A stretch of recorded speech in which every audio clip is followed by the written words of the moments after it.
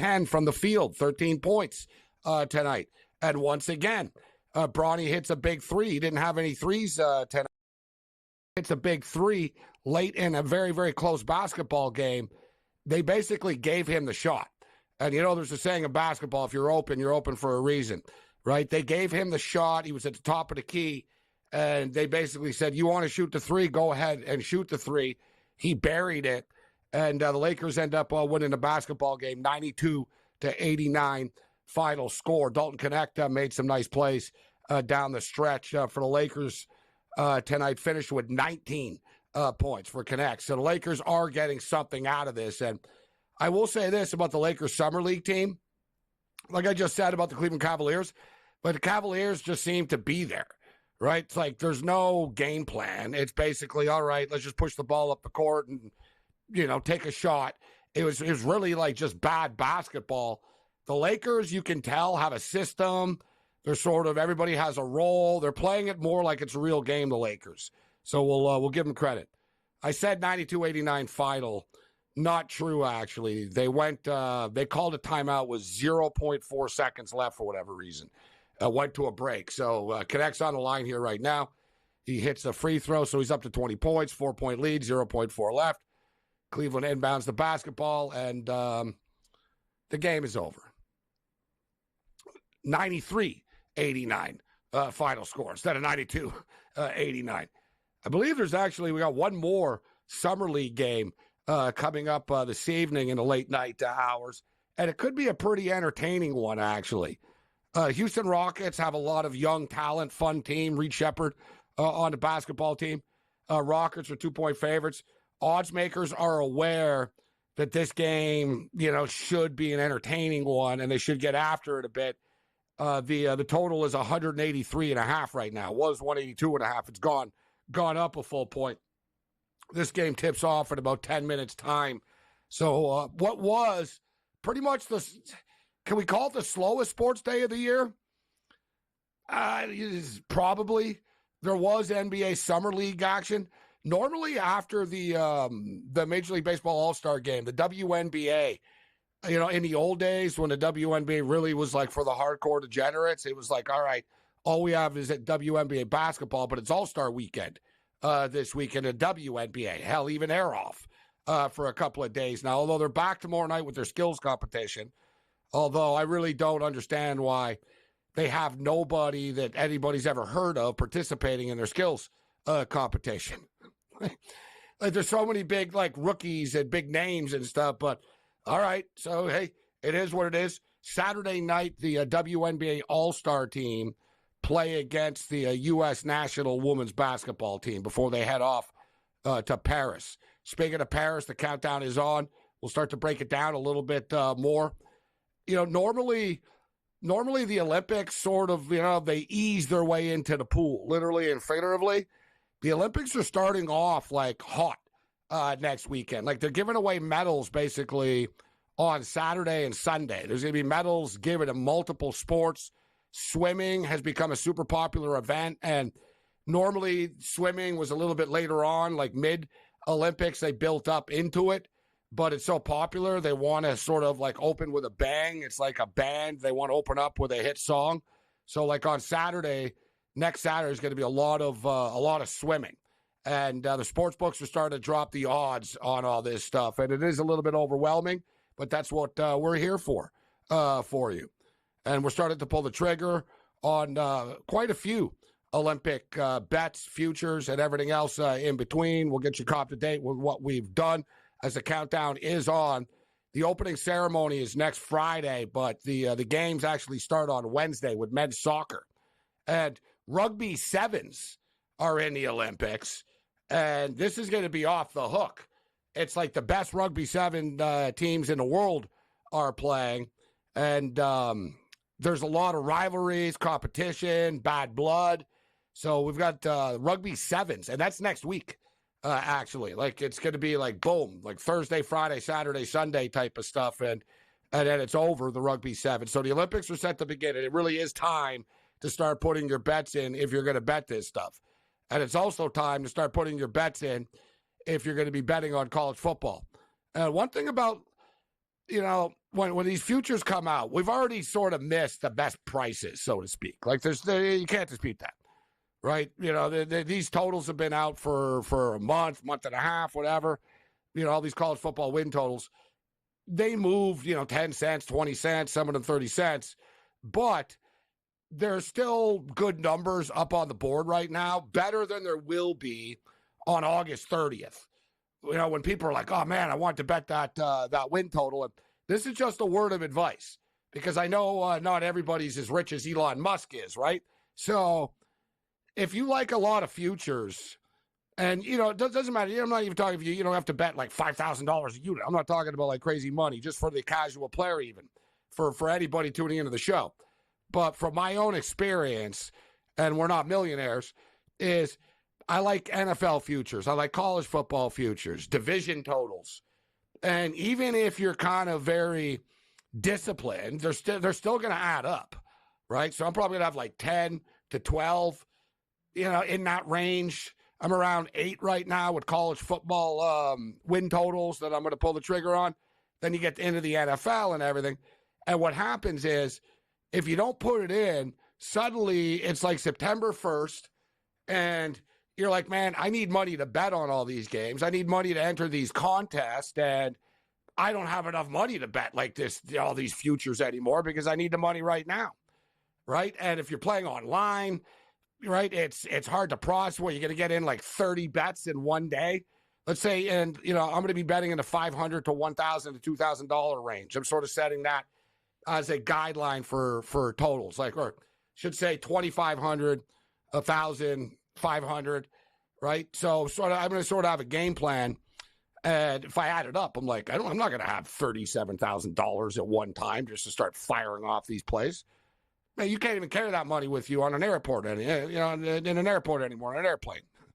Sir, used to be like, are you traveling with less than $10,000? Now I get asked all the time, sir, do you have more than $3,000 on you? I tell them, who carries cash? No, I don't have $3,000 on me in cash. But when you go to Vegas, cash is still king, right? You can't enter the Circa Survivor contest with a credit card, right? So cash is king, and you need money for this, you need money for that, and not to mention you have baseball playoffs, and hell, the NHL season will be starting since they have no off season. So if you're going to be betting on futures, I think it's prudent to start getting it in now. If you like it, just say do it. Get it in now. It's out of the way. You can move on, and you'll have all your money to bet that weekend, actually, and not have to worry and say, oh, man, you know what? I like that win total, but it is what it is. I'm not going to play it because I'm betting on this game here right now. This is Sports Rage. Bring it.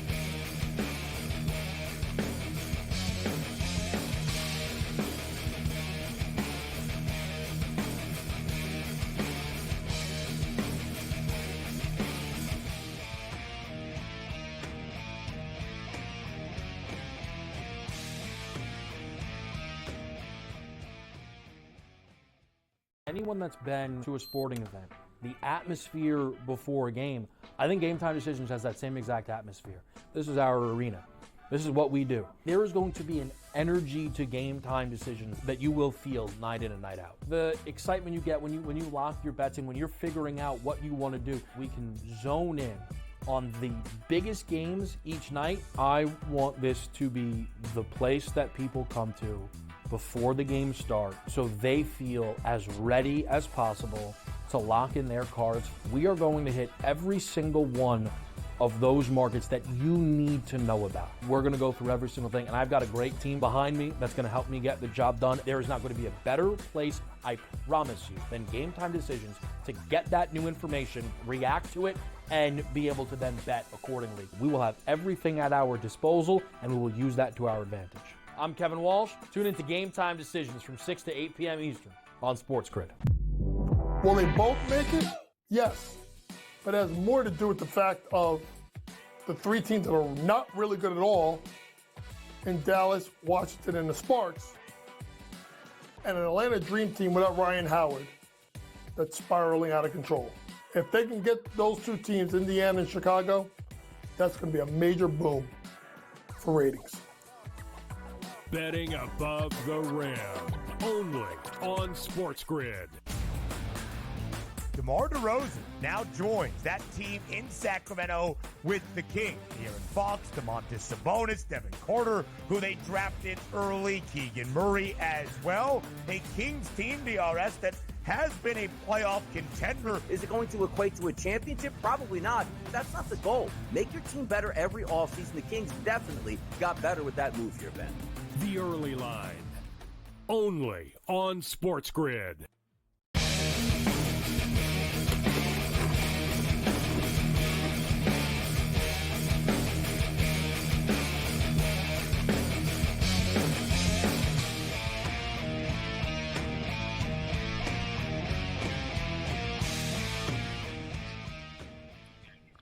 Let's roll. This is SportsRage. I'm Morency. 120-minute full-court press this evening on the SportsGrid Radio and Television Network, SiriusXM, Channel 159. The Los Angeles Lakers just beat the Cavaliers in Las Vegas tonight. 93-89 was the final score. And Bronny James ended up with 13 points, hit a big three late in the game. Dalton Connect ended up with 20 points. As the Lakers came back and beat the Cavaliers. I know it's only the Summer League, but it was still impressive that they did this last night. Like less than 24 hours ago, they were playing and they came back. They were underdogs tonight. People thought the Lakers were in a bad spot tonight after the big comeback last night, and they came back again. Cleveland were up by double digits most of the night, and the Los Angeles Lakers came back again. Bronny James hit a massive three with like about 2 minutes left in the basketball game. As I stated earlier, they left him wide open and they dared him to take the shot, and he did, and he hit the shot. So good for him. Dalton Connect had a really nice game tonight, but we've got another game coming up right now, and it's a battle of Kentucky players with Minnesota taking on the Houston Rockets. We got Dillingham and Reed Shepherd going head-to-head. The total is pretty high for a Summer League game, up to 183.5. Right now, but we're going to play the over of this game, and I'm rolling the dice here, guys. I'm taking the Houston Rockets, and I'll be honest with you, I think I'm like 2-5 or 2-6 right now in NBA Summer League play. I've lost like a few games by point here, point there, teams taking stupid shots late. Like, I swear to God, man, an NBA hoop it up, pick it up team has better ball judgment than this Cleveland Cavalier NBA Summer League team. Like, you guys are worse than a street ball team with your decisions. Like seriously, like street ball players would turn around and go, bro, you don't always have to shoot, right? Do you? But they do, evidently. It is what it is. And we got the Open Championship continuing as well. And just like everybody said on the show last night, I said it, Cam said it, Christopher Powers from the Golf Network and Golf Digest said it. We all said Daniel Brown is the player to keep your eye on. Daniel Brown will be the first-round leader. I don't know, Daniel Jones, the New York Giants. Daniel Brown. Who the hell's Daniel Brown? I know it. I know him only because I watch European golf at 6 o'clock in the morning. The guy's made, you want to hear something? The guy's made one top 20 this year. I don't even know how he has the credentials to get into the Open. I'm going to tell you, Gabe, off the top of my head, I think he's like ranked 600 and something in the world. Like, he's not even like, so you're like saying not even this, top 200. Will he ever win like this, or this will be the day of his lifetime? He'll say, you know Day what? of his I life. beat all the best. Yes, I beat all the best players in the world. I was the first round leader. Look it up. There it is. Gabe, all you need to know is after any good player would be a first round lead, they're like 5-1, 6-1. He's like 50 and 60-1 still on most books. Like, and I would not even make that bet. The guy is like, I don't even know how the hell he did it today. He hit every putt. He was great, like just kept everything in play. And for all those guys, a lot of people had Irish Bear Lowry tickets for first round leader. He looked pretty till this Brown guy went nuts down the stretch. And I hate to say it, Gabe, but I don't think this is going to last. If this guy wins the British Open, be one of the greatest stories in the history of sports. Yes. And you're getting a hairpiece for the football, and I'll go bald. If Daniel Brown wins the Open Championship, I'll shave it off. It is the one beautiful thing about golf, unlike other sports, like motorsport. Like, you're screwed. Mm-hmm. Like, if you're not as rich as the other team, you're not going to win. Yep. In sports, you can only go so far. if you're an individual player, like, this basketball game right now, number 15 here on the Rockets could be really good, but if no one passes him the ball, like, he doesn't stand out. He's just part of the process. Golf is one beautiful thing about it. There's no officials, there's no referee, it's just you and the hole, and having more endorsements can't help you. The referees can't bail you out like they bail superstars out. So golf, that's the one cool thing about it, that it is sort of, they're called the Open Championships for a reason, Cam, right? Yep. And I got to the tell U.S. you Open. too. Everybody's like open. Hell, Tony Romo tries to make it, right? Like, it's the Open. You're right. So, like, it's a chance for everyone. Like, it's not an open NBA. They don't say, oh, you know what? There's a street ball team in L.A. that's really good. Let's give them a chance to make the NBA playoffs. You can do it in golf. You damn right you can. And if I told you that Rory McIlroy would shoot 7 over, you'd go, yeah, in what world? What, you mean after, like, the whole tournament if it's a hurricane? Like, this is unbelievable. A lot of big names bit the the dust Fleetwood today. Struggling, yeah. Tommy Fleetwood, Rory McIlroy, Bryson DeChambeau, Siwoo Kim. Mm-hmm. We can go on and on and on. A lot of golfers. Xander, though, is pretty steady. There's a lot of golf left, and obviously weather is still a big factor here. Let's bring in Sean Higgs right now. See if he's what did he bet on today in what was a month? I don't know if it's the slowest sports day of the year, because there are. Yeah, it's pretty slow. There's around Christmas sometimes, like even the Philippines shuts down, and like the rest of the world shuts down. But there is NBA Summer League going on. Yes. No, thank you. Summer League NBA. I don't like regular season NBA. I'm going to bet Darren likes Summer League NBA. Gabe. He's like, this team sucks. I'll tell you what, though. I love that shirt. We got like matching shirts on, Cam. I was like, what the heck? Yeah. Look at this. Yeah, I guess we shop at the same store, Higgs. Mr. Big and Tall. Yeah, tall and fat. Mr. Bland. You guys are really knocking it dead. Actually, I love Mr. Bland. Dick Bland's my guy. I didn't have a fun BC Canadian Football League shirt to wear. Yeah, exactly. You got to get this. It's a nice summer. I got the summer look going on here. So 8-4 for Minnesota early in this game in the summer league. And as I said, there's slower days than this. Like when you got NBA Summer League basketball going on. But I was thinking about it. It's sort of like, I remember in November last year, there was like, all right, there's going to be football on every day for the next 63 days or something like that, right? From the Tuesday, Wednesday, Thursday bowl game, football playoffs, like all the way basically through the bowls. And it's sort of like this. It's the calm before the storm. Tomorrow, once they're back, baseball schedule will be relentless. They're all going to play every day for the rest of the year, essentially. The Olympics start on Wednesday. NFL Hall of Fame games in 2 weeks. Like, it's all coming right now.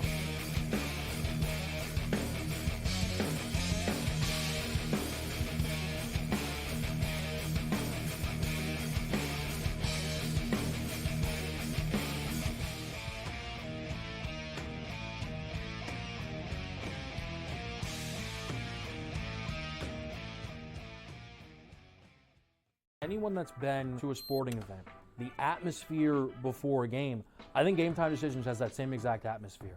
This is our arena.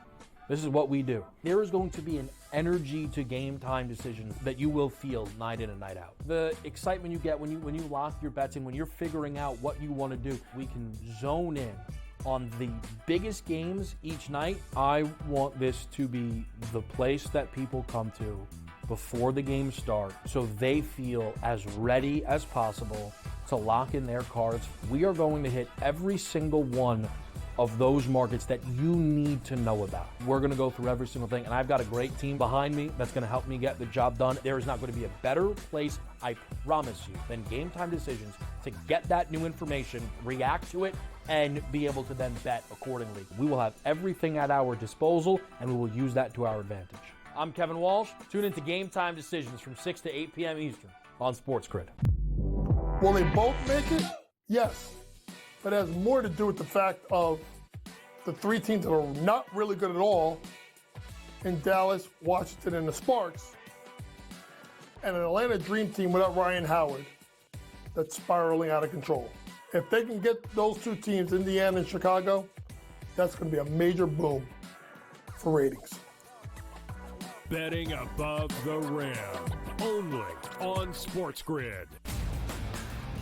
DeMar DeRozan now joins that team in Sacramento with the Kings. De'Aaron Fox, Domantas Sabonis, Devin Carter, who they drafted early, Keegan Murray as well. A Kings team, DRS, that has been a playoff contender. Is it going to equate to a championship? Probably not. That's not the goal. Make your team better every offseason. The Kings definitely got better with that move here, Ben. The early line. Only on SportsGrid.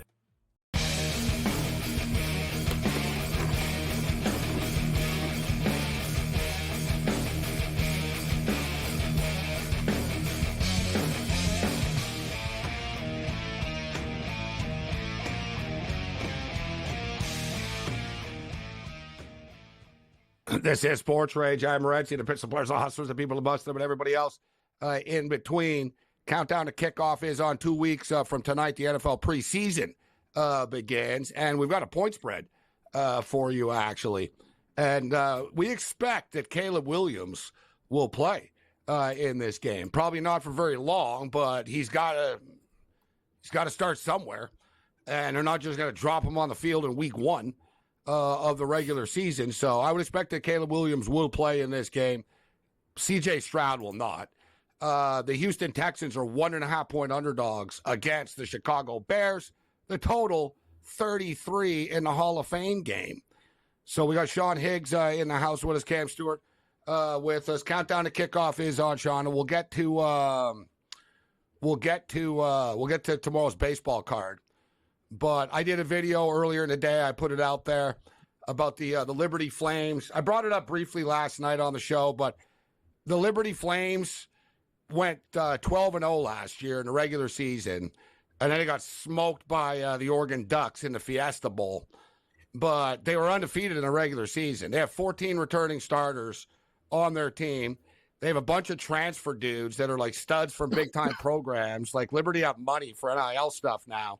So they loaded up in the transfer portal. Not loaded up, but they sort of, they brought in a stud wide receiver from North Carolina State. They brought in dudes from the SEC. They brought in 4 new dudes to add to their 14 starters they have back, and including their quarterback, Caden Salter, who is a freaking stud. Their running back is a stud. There's 22 players, right? The 11 and 11. In the Conference USA, the preseason All-Conference USA players predictions, 19 of them are Liberty Flame players, all right? 19 of them, all right? They're a dominant football team. Let's check in. You always got to wonder, all right, what's the schedule look like? The schedule, there's 134 FBS football teams now. The Liberty Flames have the 134th easiest schedule in college football. Like, it's almost embarrassing, actually. Like, if you look at, like, who they're playing, it is what it is. Yeah, I know. Shot at 134. Yeah. You know who's 133 is Kennesaw State, and they actually play Kennesaw State. Like, it really is. Like, if you look at their schedule, the Liberty Flames, there's no wonder why they're going to run the table here. They open up with Campbell. All right, so Campbell at Liberty. Then it's Liberty at New Mexico. Yeah. Yes. They got some, they're a real team, or whatever, you know what I'm saying? But yeah, it's a scrimmage. So then it's Liberty at New Mexico State, UTEP at Liberty, East Carolina at Liberty. That's sort of the okay. Liberty at App State that's the sort of tricky one. FIU at Liberty, and Liberty at Kennesaw State, Jacksonville State at Liberty, Liberty at Middle Tennessee, Liberty at UMass, Western Kentucky at Liberty, Liberty at Sam Houston. So there's a few teams here, but it actually adds up to the weakest schedule in the country. Their win total is 10.5. They might lose one game, right? Any team could lose once along the way. They're not losing twice. Go over 10.5 with the Liberty Flames. What are the odds for the conference? What are you laying? 240? What is it? Probably you know what? I didn't look. I didn't look. I only played the win total. I put the bet in today too. actually to back it up. But to get you the conference number, they are. It's probably juicy. All right, that's why I didn't see it. They didn't have it listed here. I got to go to another book. Now you got me searching. No, man, don't worry. Don't sweat it. It's probably gonna be juicy. Listen, they got the 134th or 5th schedule, and their favorite 10. Their 10.5 win total, playing 12 games. I'm assuming it's like minus 450 or in that range. 350. All right, here we go. Let's go to FanDuel. FanDuel has. I was on their win totals earlier in the day. Conference winners. Here we go. All right, where are they? Conference USA, baby. Wow, they're giving money away. Liberty minus 195. Wow, 195. That's I was like, I thought 240 was a decent one. The second choice is Western Kentucky at plus 500. Jacksonville State are plus 650. Sam Houston State are 20-1 after that. So it goes to show like the discrepancy also even. So they think Western Kentucky and Jacksonville State are the two teams that can play with Liberty. I don't believe that.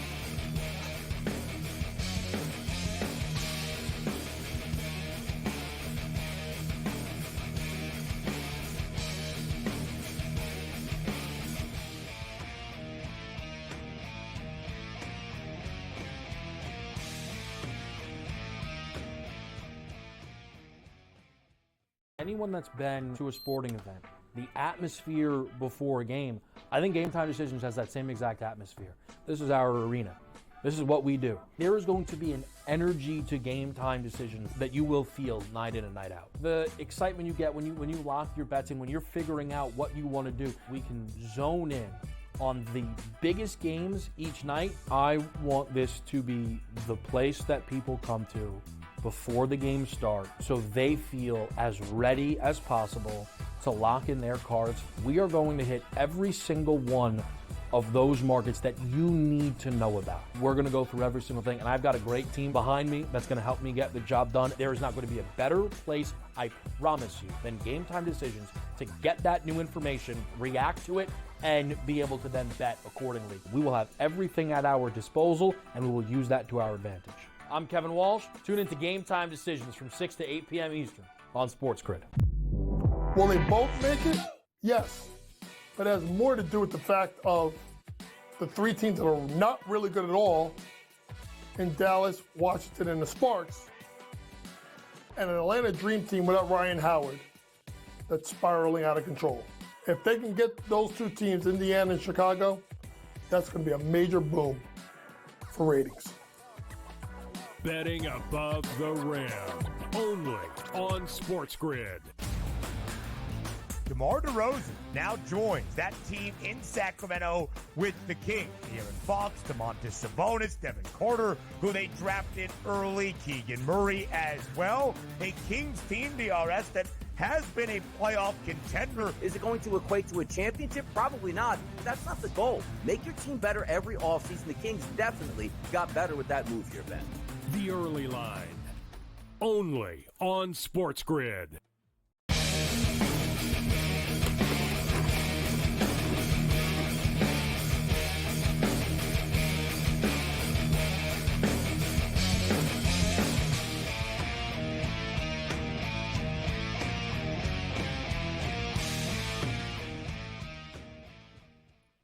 This is SportsRage. I am Morency, 120-minute full court press. So I talked about the Liberty Flames going over the 10.5. We put the play in. We really like it. I'm going to double up on it, too. This is definitely an all-in type of deal. Minus 195 to win the conference. Great price. Great price for Liberty. But, Sean. What are you doing? If you'd... This guy. I was looking for some FCS rankings because we're just talking about. Oh my God! I'll see if I can find some FCS. It's not like he's building like a freaking installing a bathtub. That's why digital, Sean. So you don't have to be going through looking through books and stuff like that. Listen, Like, you know what I mean? It sounded very heavy too, Dave. Not like magazines. Everything he touches. It's like notebooks upon notebooks upon notebooks. Oh my God! It's a problem. But You're like, you should be on the TV show Hoarders. All right, so No, the no, Colorado I'm Buffaloes. organized chaos game. And listen, I had just finally, I was on with you guys a couple weeks ago, and my wife was watching outside on the TV. Yeah. I'm like, I put it on, and she was like, "You look horrible. You're a mess in there." I'm like, "What are you talking about?" She's like, "Your camera." I'm like, "All right, whatever." So I went out with my son the other day, $3,000 camera, new desktop, the whole kit and caboodle. Oh, now she's like, Looking "Why are good. there wires everywhere?" Looking They sharp. look extra fat and shiny. I like it. But now that's it. Now, like you're exposed. The camera can't save the looks. It can make you. I mean, it's What's like it saving a on me? golf Look at club. my giant potato head. I'm not. Yeah, actually, your potato head's really shiny too. Like Morency's That's is what more I like shaved. stable. Yeah, it looks very bright. Yes. Well, I got the All right, the big light on front of me here. So the Colorado Buffaloes open up the season with North Dakota State. They're 8.5-point favorites in the football game, and their win total is 5.5 on the season. Deion Sanders talks a lot, like when the national media is around, but he does it for publicity. He does it to put, he does it to get Colorado's name out there. He's more humble and realistic in the local media circles in Boulder and in Denver, etc. And there was like a fan, meet and greet fan, whatever event. The players and, the hardcore fans, longtime season ticket holders and alum all met everybody, etc. And there's like an old lady that has been going to every game for 40 years or whatever. And she asked Deion, how many games are going to win this year? And she said, I just hope before, we can go to a bowl before I die. And he basically promised her a bowl game this year. He said, realistically, that's our goal. So they're not, like I said, when you see Deion talk sometimes, we're the best team in the country, and like blah, blah, blah. He's like Don King. He's just like promoting stuff, right? He doesn't really believe it. He's just trying to big everybody up. But the problem is he bigs it up too much, and then it's sort of people pull the carpet out from underneath them. But their goal, Sean, he believes that they are a 6-win team. Now they're going into the Big 12, right? Now, the thing is, you could say, wow, the Big 12. Well, there's no Texas in the Big 12. There's no Oklahoma in the Big 12 anymore. And quite frankly, Colorado played a brutally tough schedule last year in the Pac-12. Like, they had to deal with everybody. Like, they got the Ducks. They got Washington. They got USC. Like, it was just like a murderer's row of getting the big-time teams. Yeah, and everyone wanted to beat them up because they were running their mouth. So it's like, we're gonna beat you up because of this.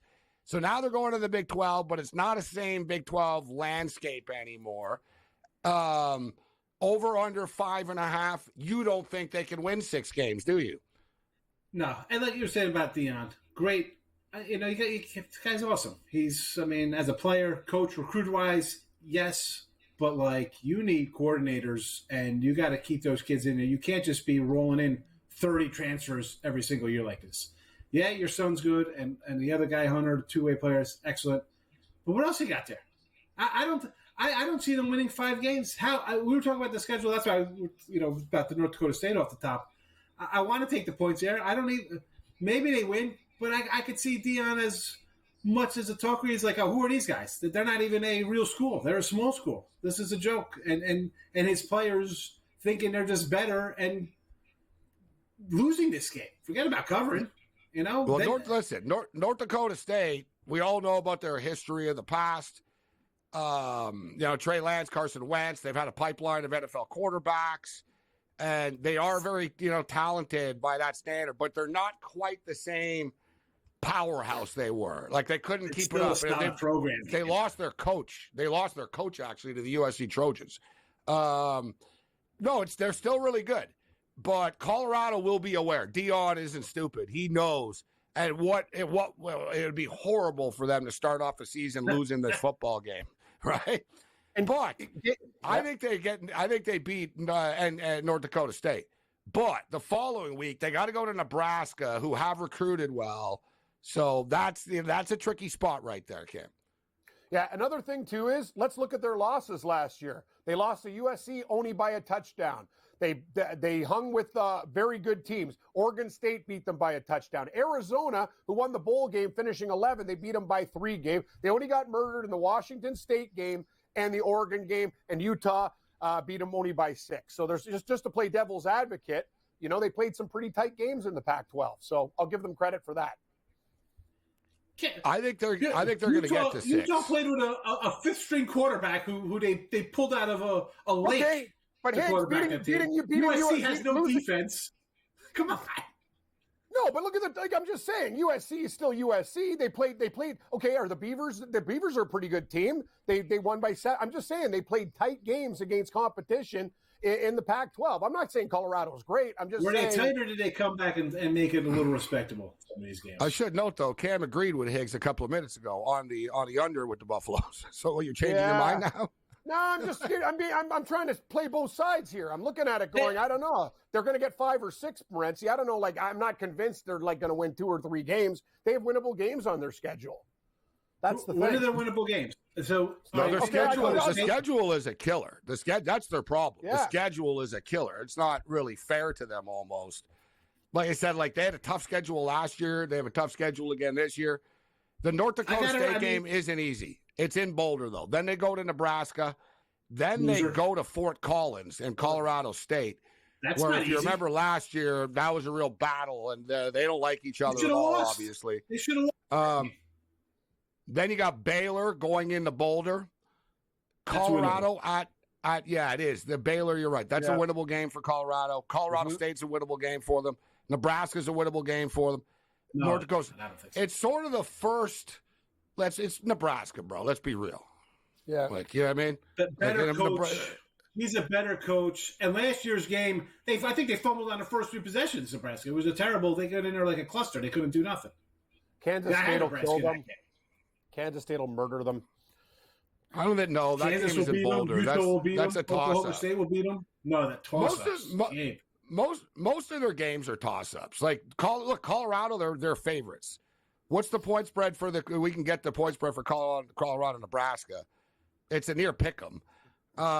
They're going to be favorites on the road against Colorado State. They'll be small favorites at home against Baylor.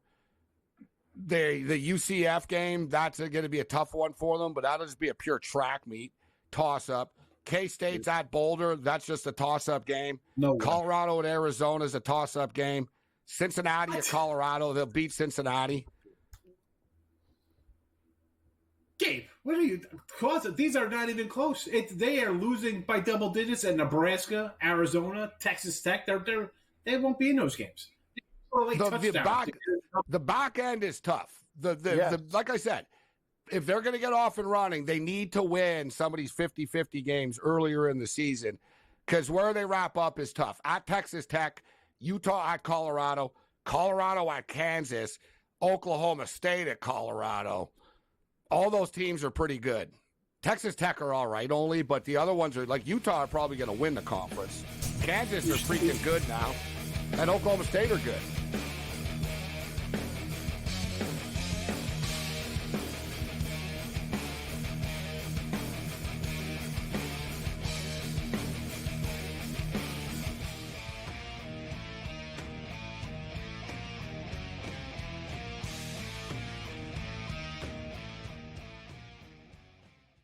Anyone that's been to a sporting event, the atmosphere before a game, I think Game Time Decisions has that same exact atmosphere.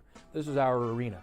This is what we do. There is going to be an energy to Game Time Decisions that you will feel night in and night out. The excitement you get when you lock your bets in, when you're figuring out what you want to do, we can zone in on the biggest games each night. I want this to be the place that people come to before the games start, so they feel as ready as possible to lock in their cards. We are going to hit every single one of those markets that you need to know about. We're going to go through every single thing, and I've got a great team behind me that's going to help me get the job done. There is not going to be a better place, I promise you, than Game Time Decisions to get that new information, react to it, and be able to then bet accordingly. We will have everything at our disposal, and we will use that to our advantage. I'm Kevin Walsh. Tune into Game Time Decisions from 6 to 8 p.m. Eastern on SportsGrid. Will they both make it? Yes. But it has more to do with the fact of the 3 teams that are not really good at all in Dallas, Washington, and the Sparks, and an Atlanta Dream Team without Ryan Howard. that's spiraling out of control. If they can get those two teams, Indiana and Chicago, that's going to be a major boom for ratings. Betting above the rim. Only on SportsGrid. DeMar DeRozan now joins that team in Sacramento with the Kings. De'Aaron Fox, Domantas Sabonis, Devin Carter, who they drafted early, Keegan Murray as well. A Kings team, DRS, that has been a playoff contender. Is it going to equate to a championship? Probably not. That's not the goal. Make your team better every offseason. The Kings definitely got better with that move here, Ben. The early line. Only on SportsGrid.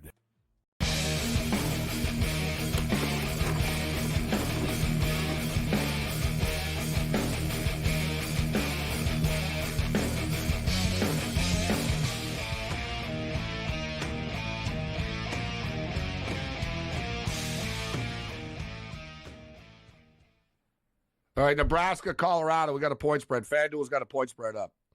5.5. So, Sean, you'll be happy to hear the Nebraska Cornhuskers are favored by 5.5. Yeah, that makes sense. You're saying they're going to beat them by double digits, though. So you're willing to lay to 5.5. Yeah. Listen, if I'm laying a favorite, I assume they're winning by 20 points. I don't think it's going to be close. And if I take a dog that's less than 10 points, it should win outright. That's the way I go into my betting thinking. There's so many good games, guys, this year. It's going to be crazy with this new conference stuff. It's wild. It's weird, but it's going to be really cool. I'm looking September 7th, this game, like no one's talked about. Tennessee Volunteers at NC State. Tennessee are like 4.5 at the Wolfpack. Both are going to be pretty good teams. NC State are sort of like that team every year that people think, they're kind of a sleeper in the ACC, and they never are. They never are. Like, they might cover a point spread as a dog every now and then, but they're sort of overhyped in the market. But Tennessee are legit, guys. I think Tennessee, speaking of favorites, I can see Tennessee rolling in there. They're not going to be able to keep up. And my Michigan Wolverines are playing the Texas Longhorns on September the 7th in Ann Arbor. And it was 5.5, 5.5, and it keeps on dropping. I see Michigan plus 3.5 right now. But we got to get Mick Aussie here in a minute. We got a shorter show tonight. But, Sean, you're a big baseball guy. I don't know if you got anything on the baseball card. And we got a good poll question, actually. Normally, I don't like the engagement-type farming poll questions that people do. But I thought FanDuel had a great question. If we can, Tommy, let's get a best of X. We'll get a baseball pick from Sean, and we'll let Cam and Sean give their answer to the question. Who's going to have the better career between them? We're waiting for the music here. Let's go. Yeah, well, we can't get Jeopardy music if we're waiting for the other music. It was the Jeopardy for the other music. Unless I can control it. All right, so here it is. With all these phenoms going on here right now, who will have the best career? Victor Wembanyama, Caleb Williams, Caitlin Clark, Paul Skeens, Connor Bedard. Interesting question. Wow, you got tough. 5 phenoms in their sports. Cam, who has the best career in the long haul? 20 years from now, when we look back, who had the best career? Who's the biggest legend? I'm going to go with Skeens, Wembanyama, Clark, Bedard, Williams. That's my order. So you say Skeens number 1. Yeah. Sean, you? I can't believe you got Williams in here. The guy hasn't done anything but lose football games at USC. How's he even in here? Unbelievable. I kind of agree with that, too. That I was like, I don't know why he hasn't played yet. He gets the 5 hole. Exactly. He's on a team that's going to win maybe 5 games this year for the Bears. Yeah, he's in here. I'm going to go with the hockey guy as the number 1. Just because that's, and I don't know all that much about hockey, but he is good. And he's one of those guys I could just see him be like not that he'll be like Jeremy Roenick or one of these legends, but I see him having the longest career out of the crew here. A pitcher is going to be, how good is he going to be? I mean, you'd like to put him up there. Wemby's a toothpick. I like to call him like Sean Bradley with a little more range, I guess. But I got to see him. What? WNBA doesn't count? Yeah, he's Sean Bradley. Cam, come on. I'm just coming out. You're talking about engagement farming. Go call him Sean Bradley. You're both wrong. Wembanyama. Wemby's the best. Wembanyama will have the best career out of all of these people. Might be there too, Gabe. She's on fire. That doesn't even count. Come on, stop with that. Don't even put that in a conversation to be there. That's the question. Who's going to be the best out of all? Don't you have a daughter, Sean? Yeah, like, who are you? Yeah. Come on, Hicks. But how the best compared to what they've been playing for 20 years? Oh my God. Okay. See, the Wemby thing, why I couldn't choose Wemby is because, the tall guys always got problems with their knees. So how long is he going to last? You know what I'm saying? Like, I joke about Wemby. Oh, he's unique. He's unique to that. 120 pounds as opposed to, I don't know. It's most big guys have knee problems down the road, no? Did anybody push him around in the NBA last year? Well, you can't touch somebody in the NBA because it's a technical too. You get ejected. Wembanyama will be by far he's the one that'll win the most championships out of all these people. Like Connor Bedard, hockey's impossible to be one guy and be great and just lead your team to greatness. So but stat wise, though, I was talking about. He's a product. Not even stat wise. He's not like some stat machine. He's never going to put up break numbers. No, he's an all around good player type of kid. He's really good, but Paul Skeens, like you said, he's a pitcher. His arm's going to fall off, bro. The guy throws 103 miles an hour, 102 miles an hour, and he's out of college right now. Every pitcher gets hurt, so he'll get hurt. And as good as he is, whatever, like people, if you want to get analytical, and I'm not the biggest analytic guy, but we got to get to Mick Gossi, but Scooble's numbers are actually better than Skeen's numbers. Like, as good as Skeen is, there's people that are killing it too. And the kid Miller for Oakland was a starter like this guy, and they put him in the bullpen because he's, this is what he'll be in a couple years. He'll be a bullpen. He'll be a closer. Who, Skeens? Yeah. Man, Sean, you got like all kinds of hot takes here tonight, but we got to let you go. 5 years tops. 5 years. Wembanyama, no one cares about the WNBA, and Paul Skeens will be a relief pitcher. I just worry about his needs. We'll wrap it up. We'll wrap it up with that. Yes. Take the Rockies tomorrow. Kyle Quantrill plus 150. Oh God! Oh yeah! How did Giants lay that number? Oh my God! Take the Rockies, baby. There we go. You better be right after all this. You better be right. I got 147 before. I got 147. It's 130 then. Wow. Sean Higgs, everybody. Everyone, yes. I'm not calling him Mr. Sean Higgs. Yeah. Sean. Get my breakdancing. All right, is Mick ready to go in the bullpen or in the green room? I think we might need a minute to transfer this over. I shouldn't have asked. Sean. But thing is, basketball too, you can have the most impact. Like I said, Paul Skeens a great pitcher, but there's a lot of great pitchers. Like he's just flashy and young.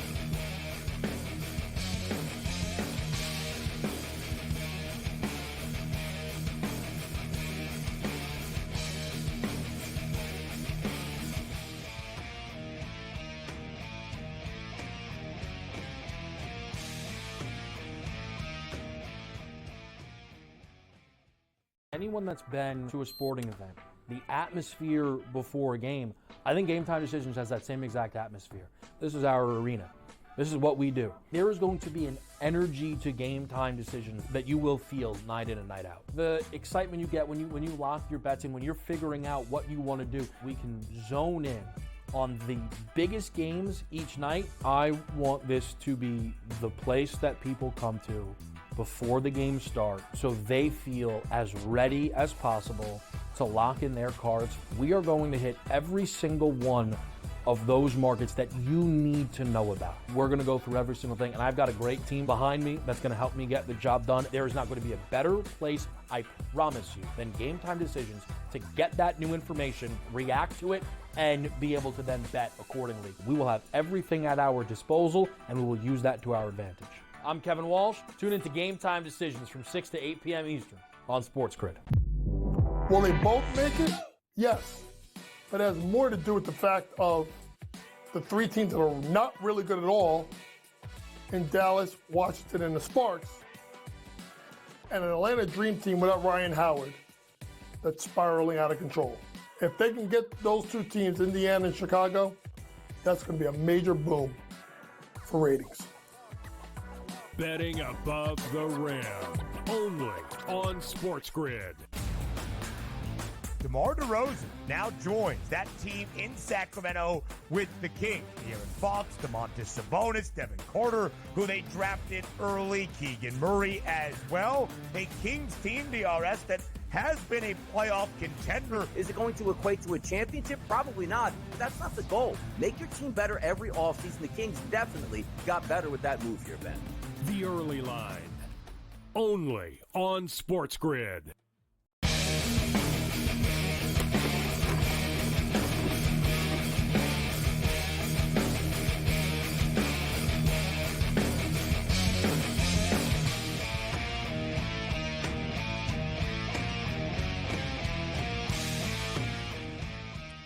This is SportsRage. I'm Morency.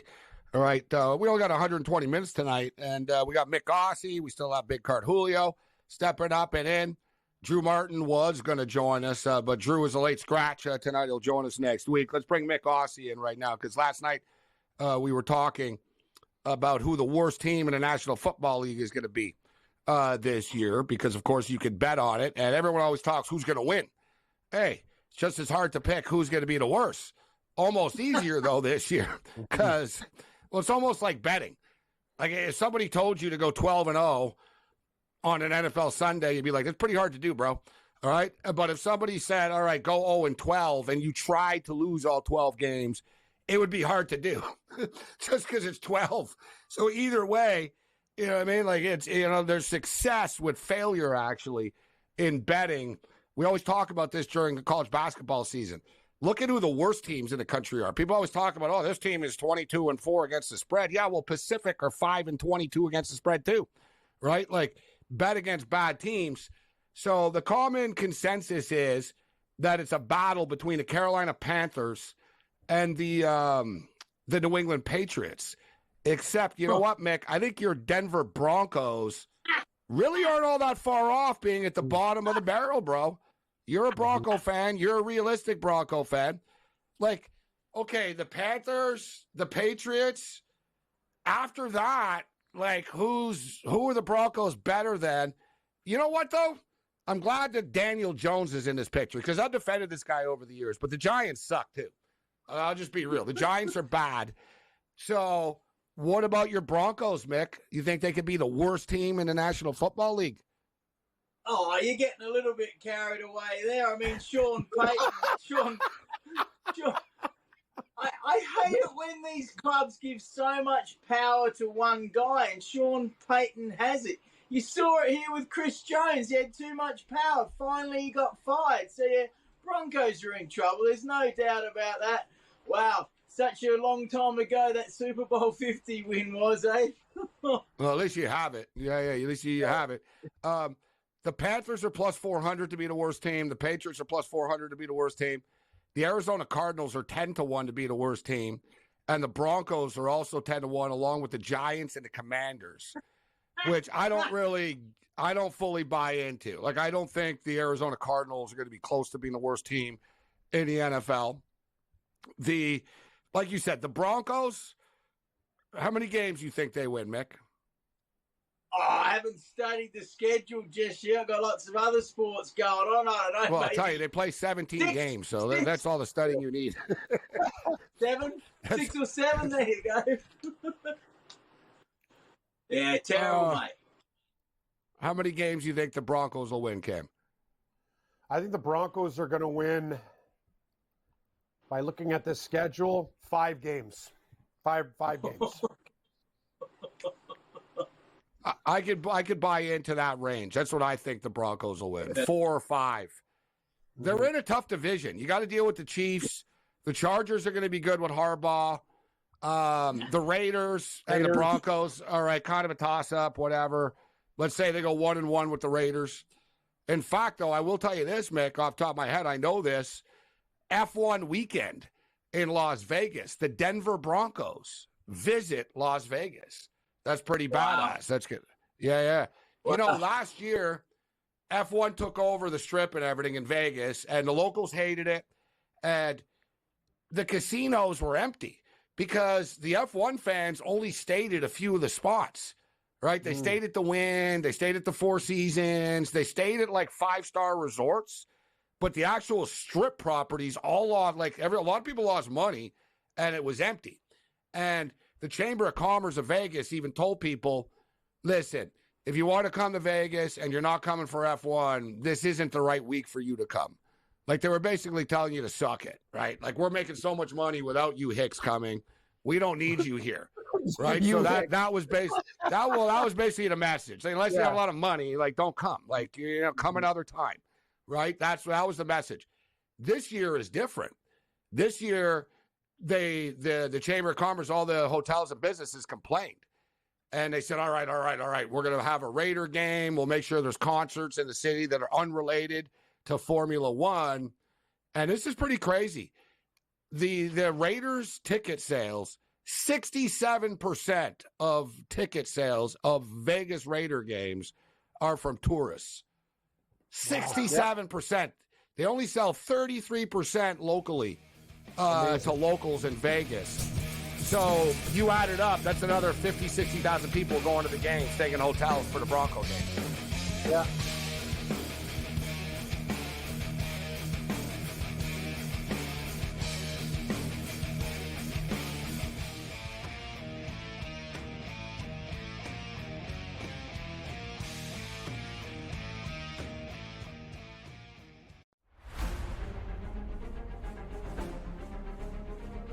One of the many exciting things about joining Live was being able to come here and play in front of a Spanish crowd, especially on a level of event and level of competition that I hadn't really yet enjoyed, right? I've been able to play events in Spain. Here in the beautiful Valderrama, which some say is the European Augusta, it's so special. There's so much history here. There's so much Spanish history here. Well, it has so much history behind. It's only a 50-years-old club, but so much has happened through the years. I mean, we had the Ryder Cup, we had World Gold Championships, and now we have Live. It's very exciting, and really, if there was ever a place to get my first win, I feel like this would be the perfect week.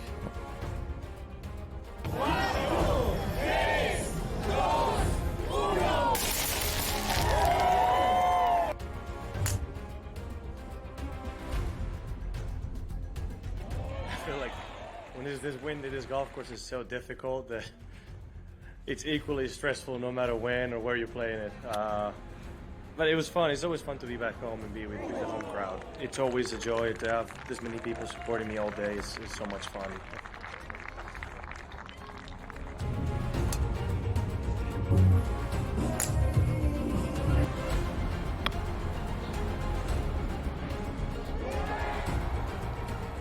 What the heck course were you playing today? I don't know. It's brutal out there. It is brutal. I don't know. I just made everything I looked at, Jerry. You have those days. I suppose this was one of those days for me, so I really shouldn't. I really enjoyed it. Every time I stood over a putt, just felt like I could make it, and you don't get days like that too often, or certainly I don't. So, I relished in it, and I managed to hit a lot of good shots as well. So it was a special day.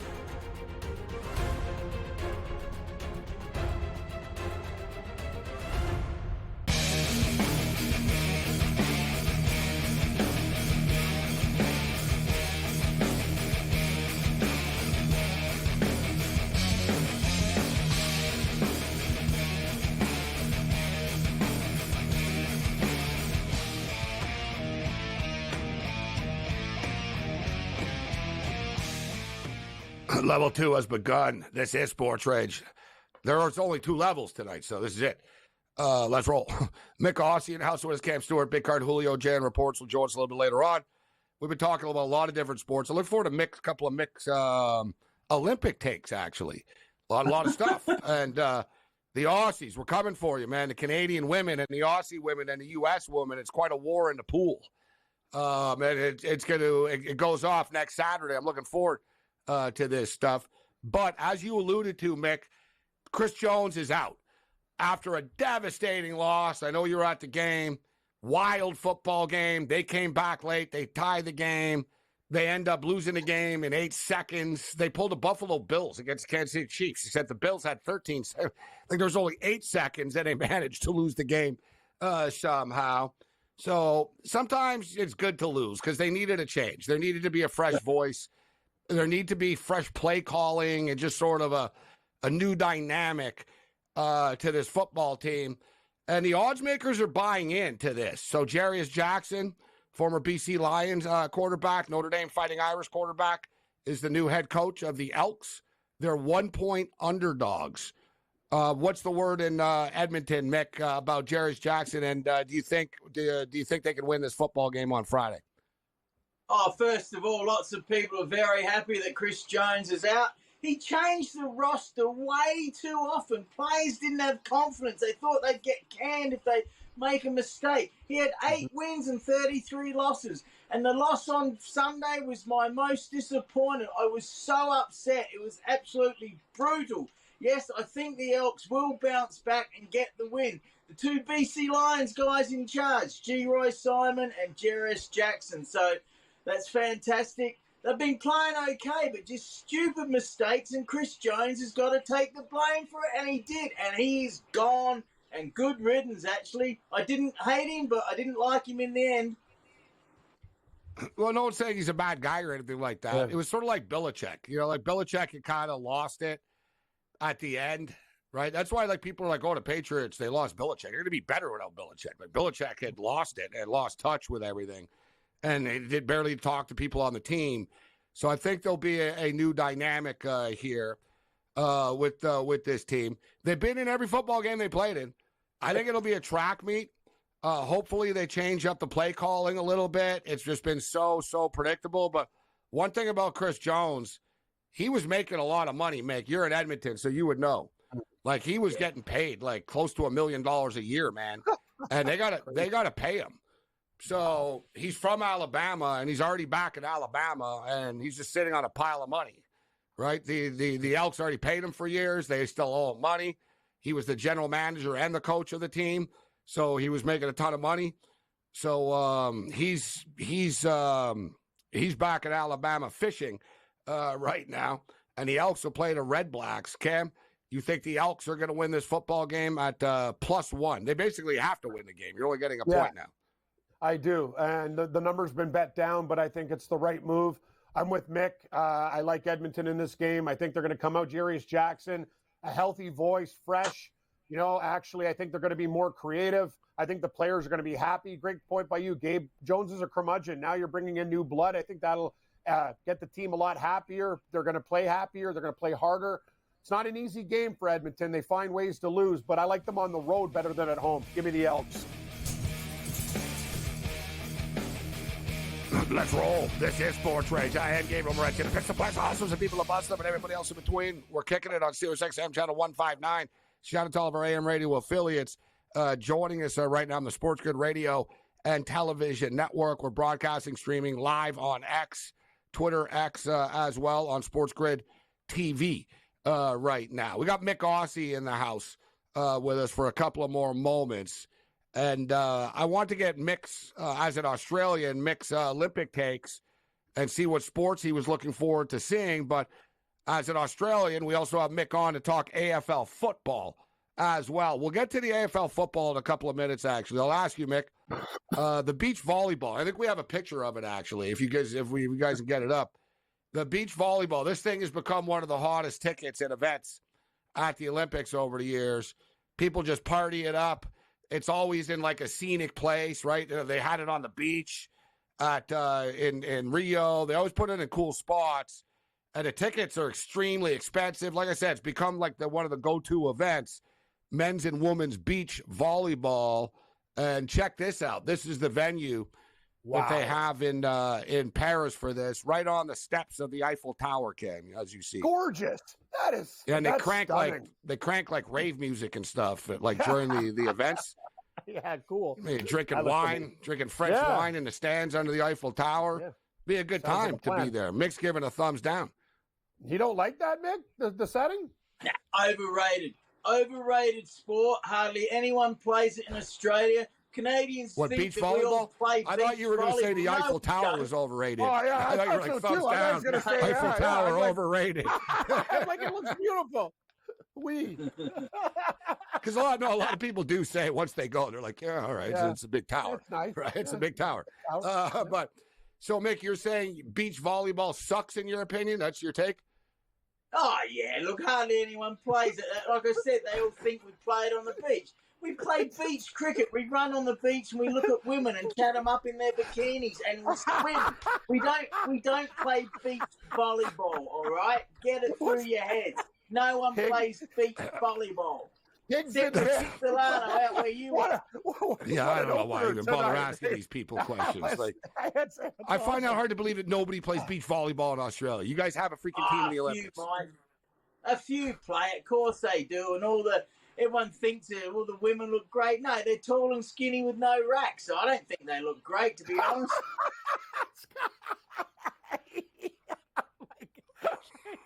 What do you think this? What do you think? You have your own Netflix comedy special here, Nick? It's like I asked you about the Olympics. I'm not asking you for your opinions on like. Let's talk the running, the 100-meter sprints, the 1,500-meter swim, the 100-meter swim, all the great events, the marathon. The great events are fantastic, but there's too many rubbishy, terrible events. It's too big. I love the great events, and I'll focus on them. 100-meter sprint for the men's. Wow, don't you just love it? Love it. You say, I think you said no one. Wins. No, he's not going to win. He could win.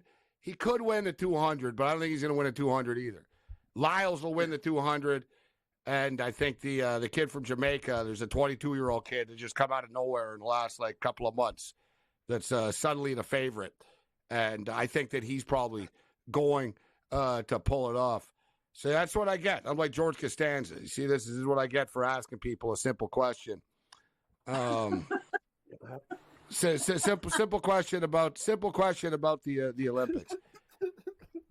What about rugby sevens, Mick? You can tell us that sport sucks too. Nobody in Australia likes rugby. I actually enjoy that more than full rugby because it's quick. It's quick-paced game, and the women play it. So no, rugby sevens is quite exciting because rugby league's big in Australia, as we know, and recently Queensland played New South Wales in the state of origin. That's a massive event in Australia. The AFL's bigger, but no, rugby sevens is very cool.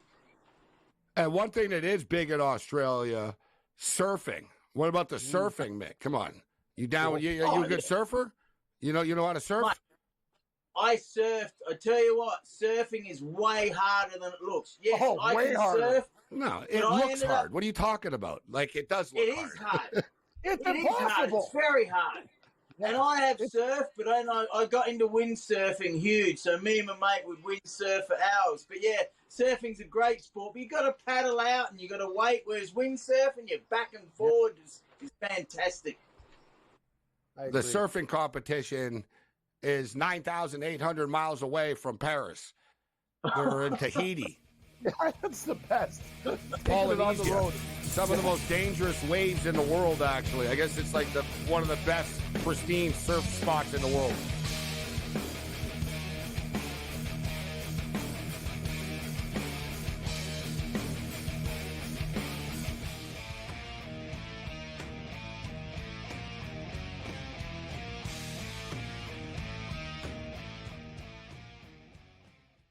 Anyone that's been to a sporting event, the atmosphere before a game, I think Game Time Decisions has that same exact atmosphere.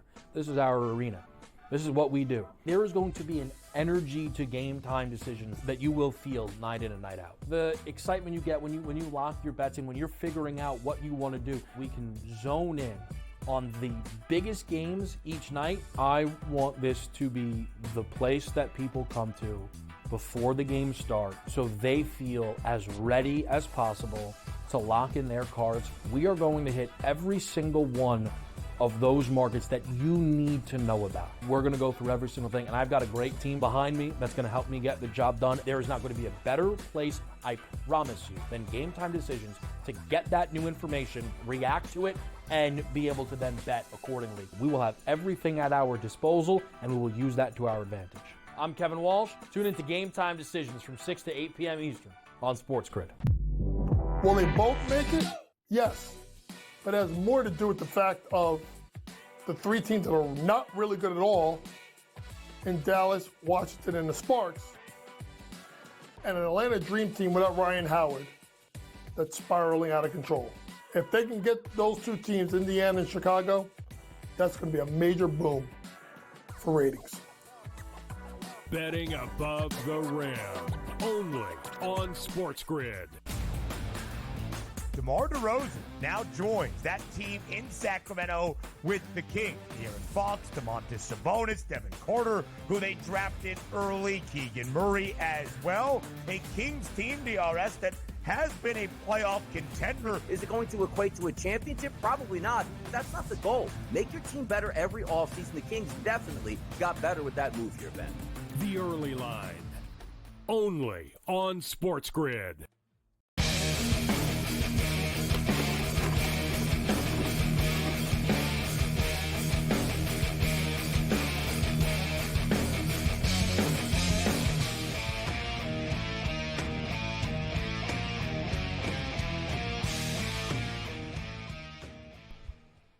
Let's roll. This is SportsRage. I am Gabriel Morency, the Pittsburgh players, the hustlers, the people that bust them, and everybody else in between. Big Card Julio, a.k.a. Jan Reports, will step up and join us. Mick Aussie in the house with us right now. So AFL football, Australian rules football, coming up at 5:40 Eastern time this morning, 2:40 Pacific. Essendon and Adelaide are in action. The Essendon Bombers, minus 228 on the money line. Adelaide plus 190. Who do you like in this game, Mick Aussie? Yeah, look, Crows are out of it, can't make the finals. The Bombers are sitting in sixth spot. They're a bit up and down, though, so I don't totally trust them. I do like the Bombers to win because it's over there in Melbourne, and they've won a lot of games at Marvel Stadium where they're playing. So take the Bombers. I would take them 1-39, and the plus-minus is 14.5, so the Crows might get within 14, but Bombers on the money line should get that one done. All right, Mick says the Essendon Bombers, St. Kilda and West Coast Eagles, plus 450 on the money line. St. Kilda, the Saints, 32.5-point favorites in this game. Mick, who do you like here? Yeah, boring game. Saints are not a high-scoring team. That's why I'm leaning towards taking the Eagles at plus 32.5. Saints will win it, but they're very defensive. The Eagles fired their coach last week, and they did quite well with their first week with the new coach. They didn't win, but they kept it close against a very good team. It's in Melbourne. Saints to win. Eagles probably cover. Great Western Sydney and Gold Coast. Great Western Sydney, minus 239. Gold Coast, plus 190. Yeah, look, the key to this is it's in Sydney, their home ground. And the Suns have not won at all away from home. They should have, and they can't win away from the Gold Coast. So take the Giants to win, and I think they'll probably cover that 14.5. Simple fact, Suns are terrible when they go on the road. What, the young kids can't travel? It's brutal.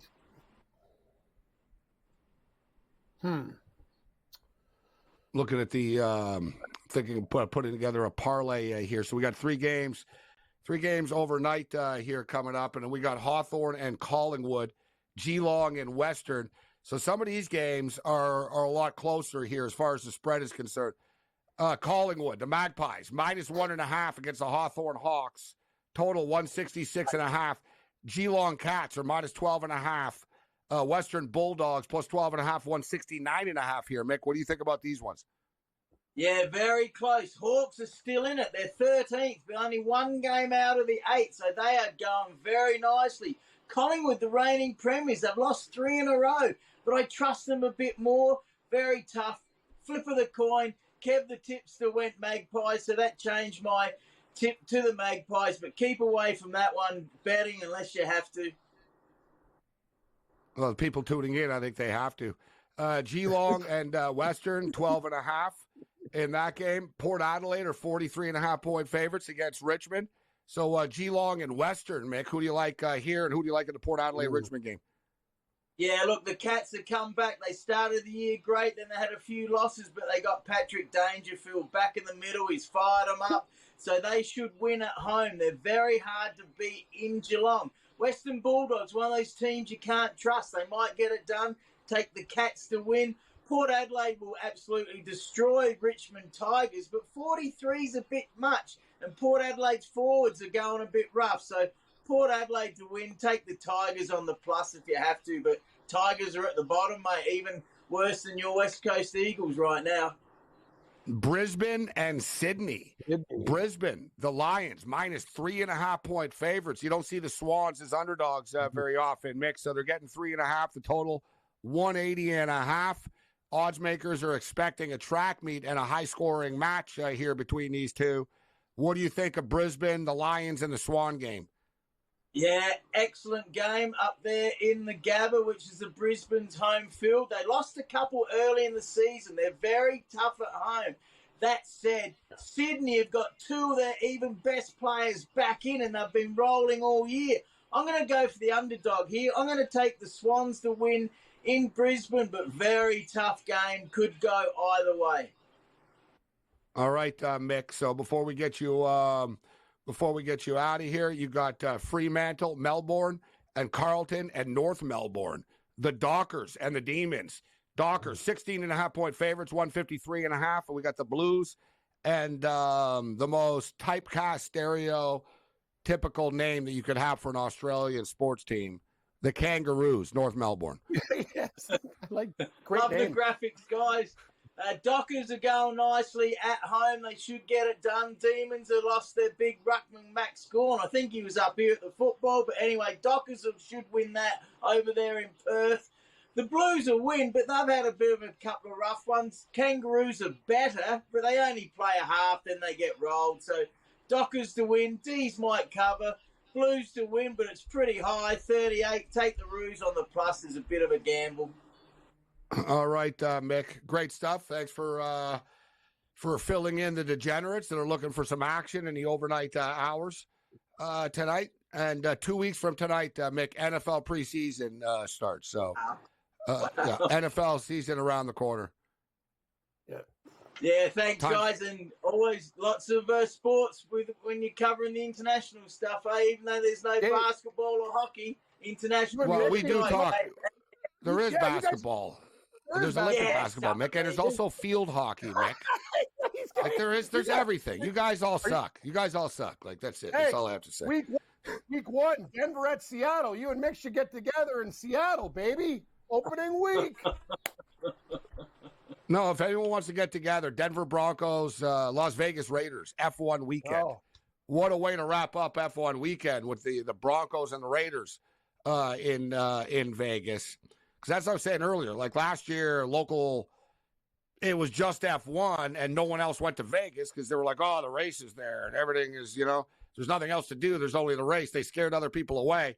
This year, they want other people. They're trying to get to split it up a bit. Hey, stay near the stadium and go to the Raider game. It's going to be an awesome weekend. So, Mick, we'll see you in your Bo Nix jersey next week. Did you order it yet? Is it on the way? Or are you going to wait and see if he's good or not? Oh, think about how many kids fail. You better order his jersey soon. The guy's like 40 years old.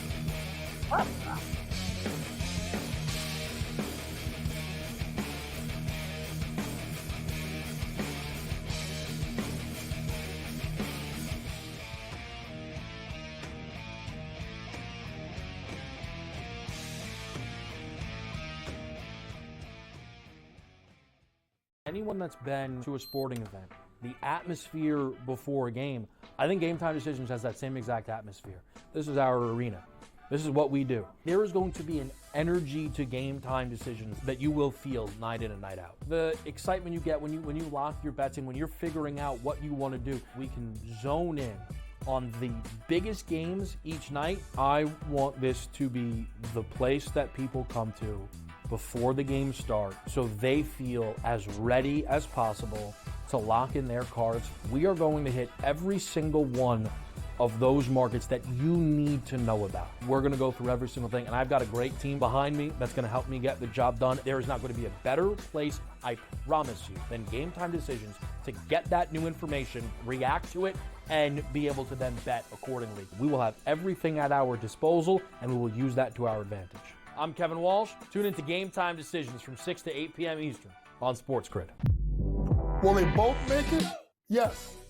But it has more to do with the fact of the three teams that are not really good at all in Dallas, Washington, and the Sparks, and an Atlanta Dream Team without Ryan Howard that's spiraling out of control. If they can get those two teams, Indiana and Chicago, that's going to be a major boom for ratings. Betting above the rim, only on SportsGrid. DeMar DeRozan now joins that team in Sacramento with the Kings. De'Aaron Fox, Domantas Sabonis, Devin Carter, who they drafted early, Keegan Murray as well. A Kings team, DRS, that has been a playoff contender. Is it going to equate to a championship? Probably not. That's not the goal. Make your team better every offseason. The Kings definitely got better with that move here, Ben. The early line, only on SportsGrid.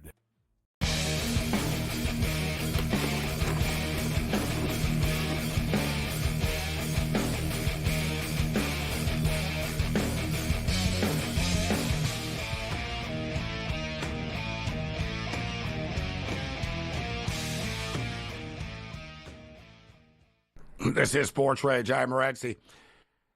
SportsGrid Radio and Television Network, SiriusXM Channel 159. Chantal AM radio affiliates joining us right now as well. I want to get to this food item. We have some ballpark, the release of a new ballpark item. Or I should say items. The Kansas City Royals have decided to deliver something called the Taste of the K Taco. Let's see what this is about.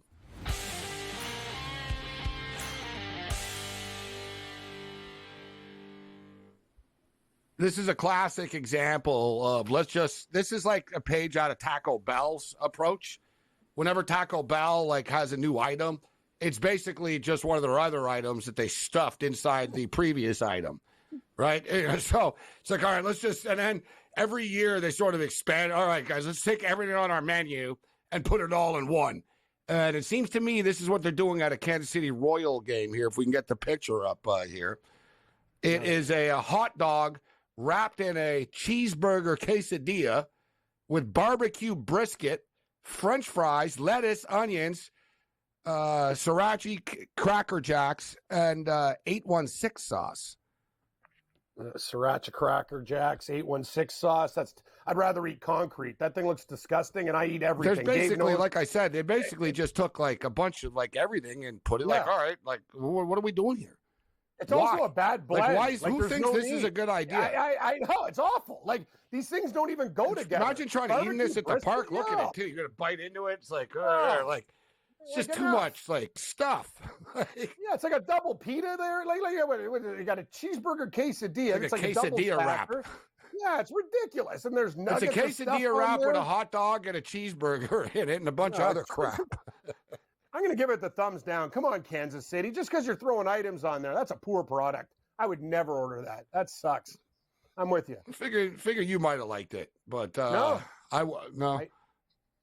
Julio's got a big head. I don't know, so he's got a big appetite as well. Let's bring in Big Card Julio right now. Big head Julio as well. Are you with us, Julio? Hey, hello. Yeah, what's up, Julio? Where are you? On the moon?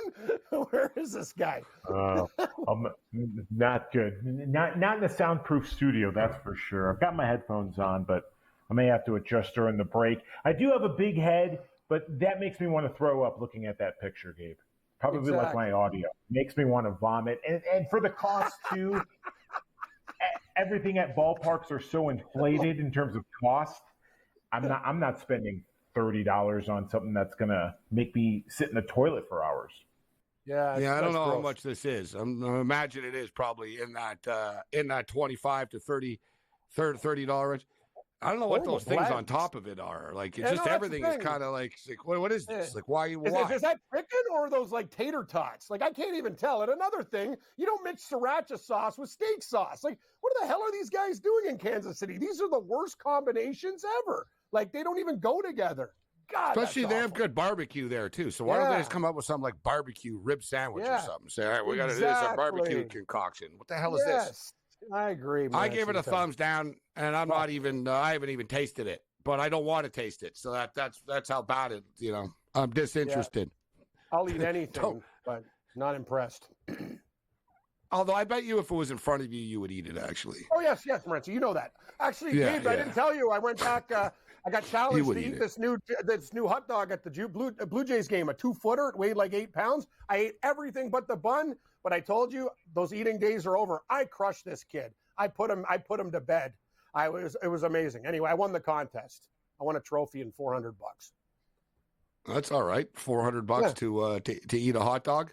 I was pretty sick though for the next 2 days. Yeah, I wasn't doing very good. My gut's sick. Tough way to make a living, but hey, you got the $400. Rancy, no, the thing was they tricked me. It was on a baguette, like a hard baguette instead of a Wonder Bun. That's what got me. I'm like, this is a breeze. And then baguettes are heavy, man. If you get the good French sticks, that was the difference. Tough. But anyway, that thing sucks. 52-48 for the Minnesota Timberwolves over the Houston Rockets. 6 minutes left in the third quarter of play in Summer League play. I've got the Rockets in this game on the money line. It was like a 1-point spread. I got the over as well. And I'm not doing well in the NBA Summer League. I'm not betting huge units, but I'm not going to lie. I'm starting to get tired of losing like at the last minute. I've been on the wrong side of a lot of these last second games, and I'm on the wrong side right now. I got over 180.5 or whatever the hell it was, and the in-game total is 173.5 right now. 52-48 T-Wolves. Let's get into some picks on the other side.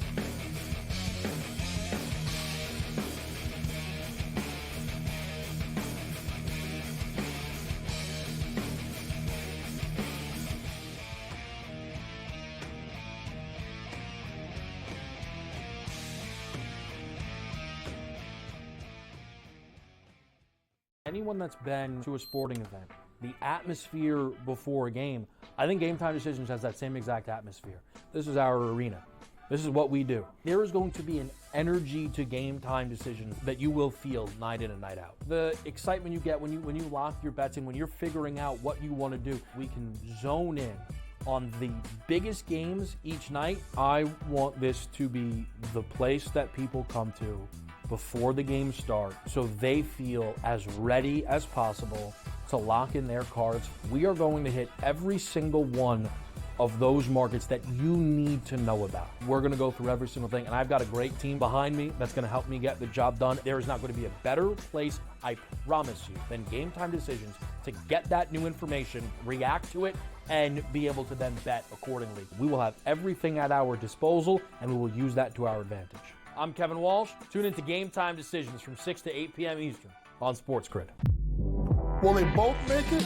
Yes.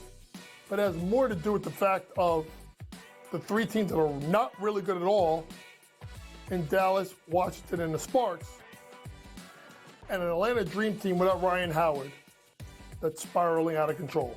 If they can get those two teams, Indiana and Chicago, that's going to be a major boom for ratings. Betting above the rim, only on SportsGrid. DeMar DeRozan now joins that team in Sacramento with the Kings. De'Aaron Fox, Domantas Sabonis, Devin Carter, who they drafted early, Keegan Murray as well. A Kings team, DRS, that has been a playoff contender. Is it going to equate to a championship? Probably not. That's not the goal. Make your team better every offseason. The Kings definitely got better with that move here, Ben. The Early Line, only on SportsGrid.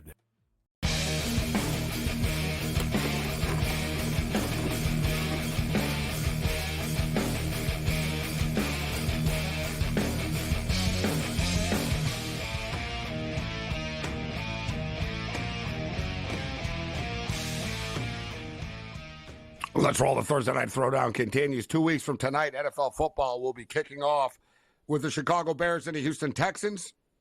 We'll see if Caleb Williams makes his debut, and I expect that he would.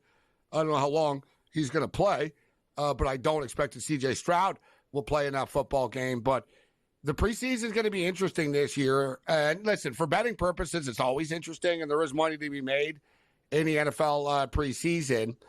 But this year we have new kickoff rules in the National Football League that have never been implemented before, right? They were used in the XFL, but they weren't used. They've never been used before outside of the XFL. And coaches in the National Football League are losing sleep over what opposing coaches are going to come up with this new, with the new formations. Everybody's only lined up 5 yards apart now. So it's going to really change the dynamic of kickoffs in the NFL. Before, star players didn't want to return kicks, and teams weren't really overly enthusiastic about putting their stars back there to return kicks because of injuries. But I saw Sean McDermott say that he always tried to get, like, the best guys on the Bills to return kicks, and nobody put their hand up. He said, whenever I would ask who wants to return kicks, I don't get a lot of guys like volunteering to do it.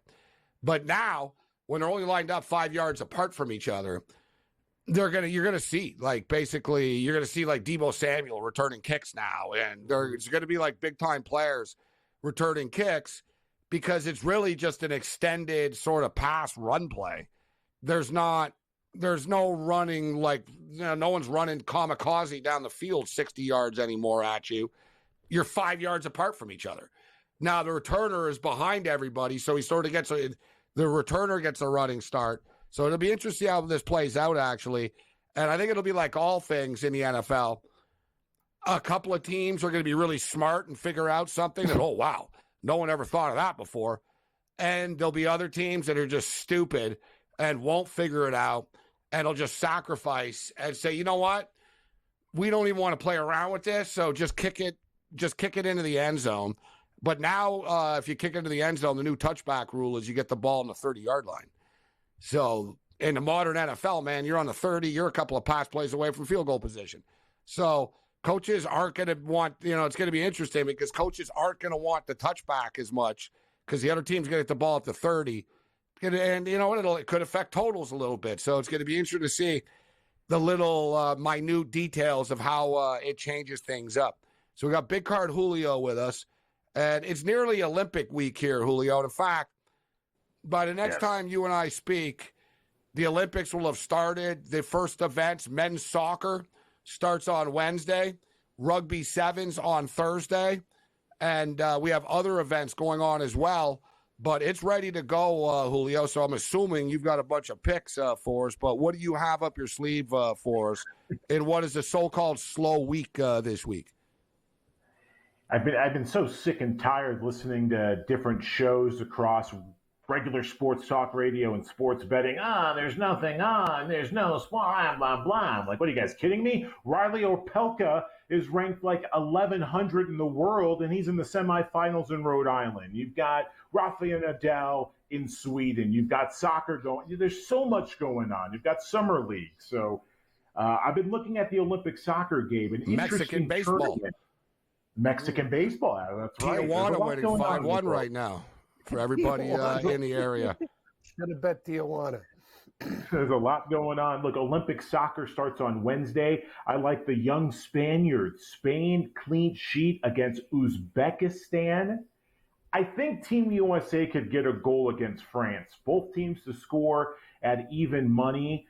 And I kind of like this Moroccan side, but I also like Argentina. This young Argentina side, the majority of the team plays in Argentina, so it's a chance for these young Argentines to impress and leech on to some European club. So I like both teams to score, Morocco and Argentina.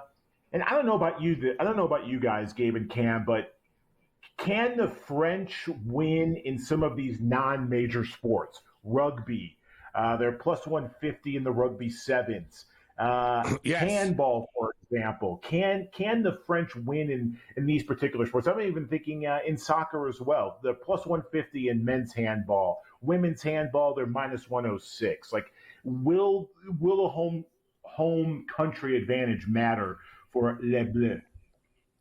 Home country advantage always matters in the Olympics. And it's because they put so much money into it. Like, they build up for it all the time. And France is no exception. Like, we have a 24.5 here. We see as far as medals is concerned for the French. And the French are expected to rack up a bunch of medals, actually, Julio, in these team sports you just talked about. Like the rugby sevens, good example. Are they going to win? Maybe not, but they're one of the favorites. Women's soccer, they're the second choice, third choice. The men's soccer, they're the actual favorites to win. They're good at track, they're good at cycling. I've got a bet in actually on France at plus money as far as total medals is concerned for France. I think they're going to have a great Olympics. Total gold medals over under 26.5 at plus money. For those of you that are really interested in betting on the Olympics and it's a little bit overwhelming with you're like, I don't know, like what the hell do I know about judo and the 140-pound weight class and et cetera. The website, there's different like projections and stuff like that. And it's called the Grace Note. But the Grace Note is like the gold standard of Olympic projections. Like if you read the New York Times or whatever, if you're reading about this stuff, it'll say, well, the Grace Note projects this many medals. And it's like this ultimate computer Olympic algorithm that's like known for being the most accurate. I guess we'll say it's the Phil Steele of Olympics. So it's known for being like the most accurate with its projections. And they've got France winning 29 gold medals. I got over 26 at plus money. And I just saw that some books got 24.5 actually at minus money. But yes, I would expect I think the French are going to have a big time Olympics.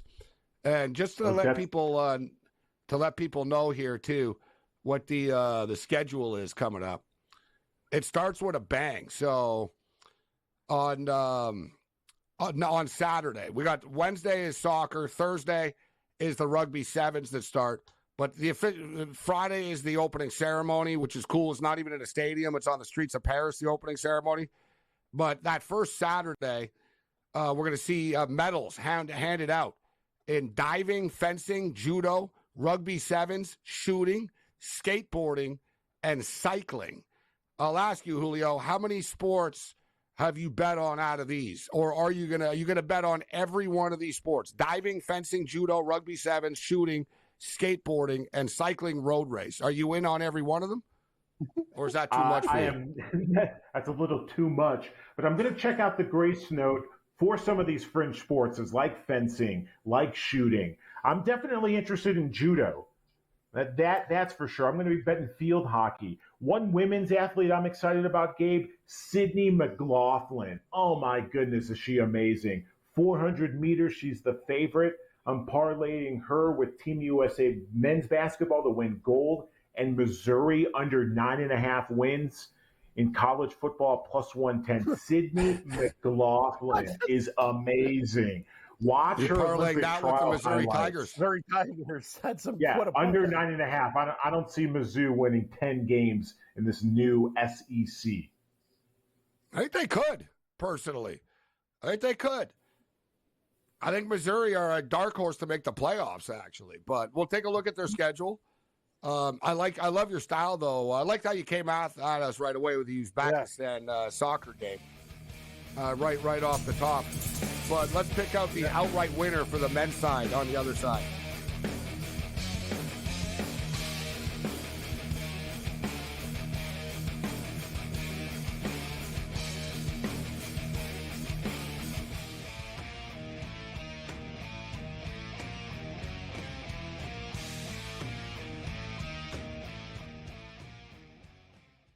Anyone that's been to a sporting event, the atmosphere before a game, I think Game Time Decisions has that same exact atmosphere. This is our arena.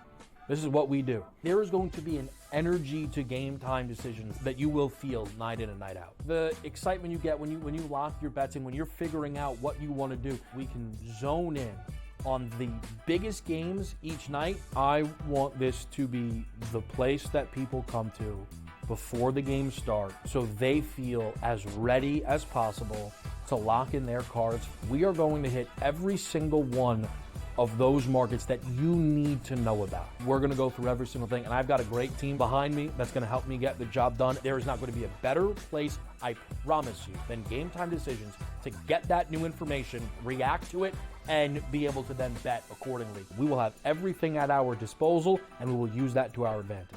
I'm Kevin Walsh. Tune into Game Time Decisions from 6 to 8 p.m. Eastern on SportsGrid. Will they both make it? Yes. But it has more to do with the fact of the three teams that are not really good at all in Dallas, Washington, and the Sparks, and an Atlanta Dream Team without Ryan Howard that's spiraling out of control. If they can get those two teams, Indiana and Chicago, that's going to be a major boom for ratings. Betting above the rim, only on SportsGrid. DeMar DeRozan now joins that team in Sacramento with the Kings. De'Aaron Fox, Domantas Sabonis, Devin Carter, who they drafted early, Keegan Murray as well. A Kings team, DRS, that has been a playoff contender. Is it going to equate to a championship? Probably not. That's not the goal. Make your team better every offseason. The Kings definitely got better with that move here, Ben. The Early Line, only on SportsGrid.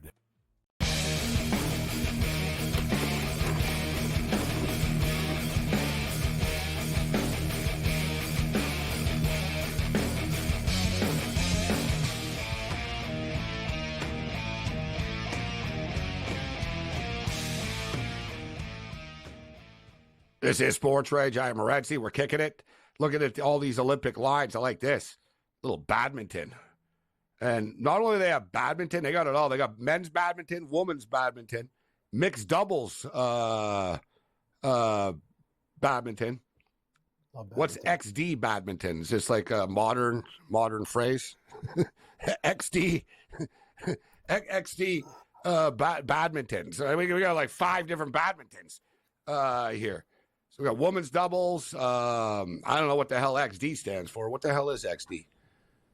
I think Colorado will do. I think the state of Colorado will do well with table tennis.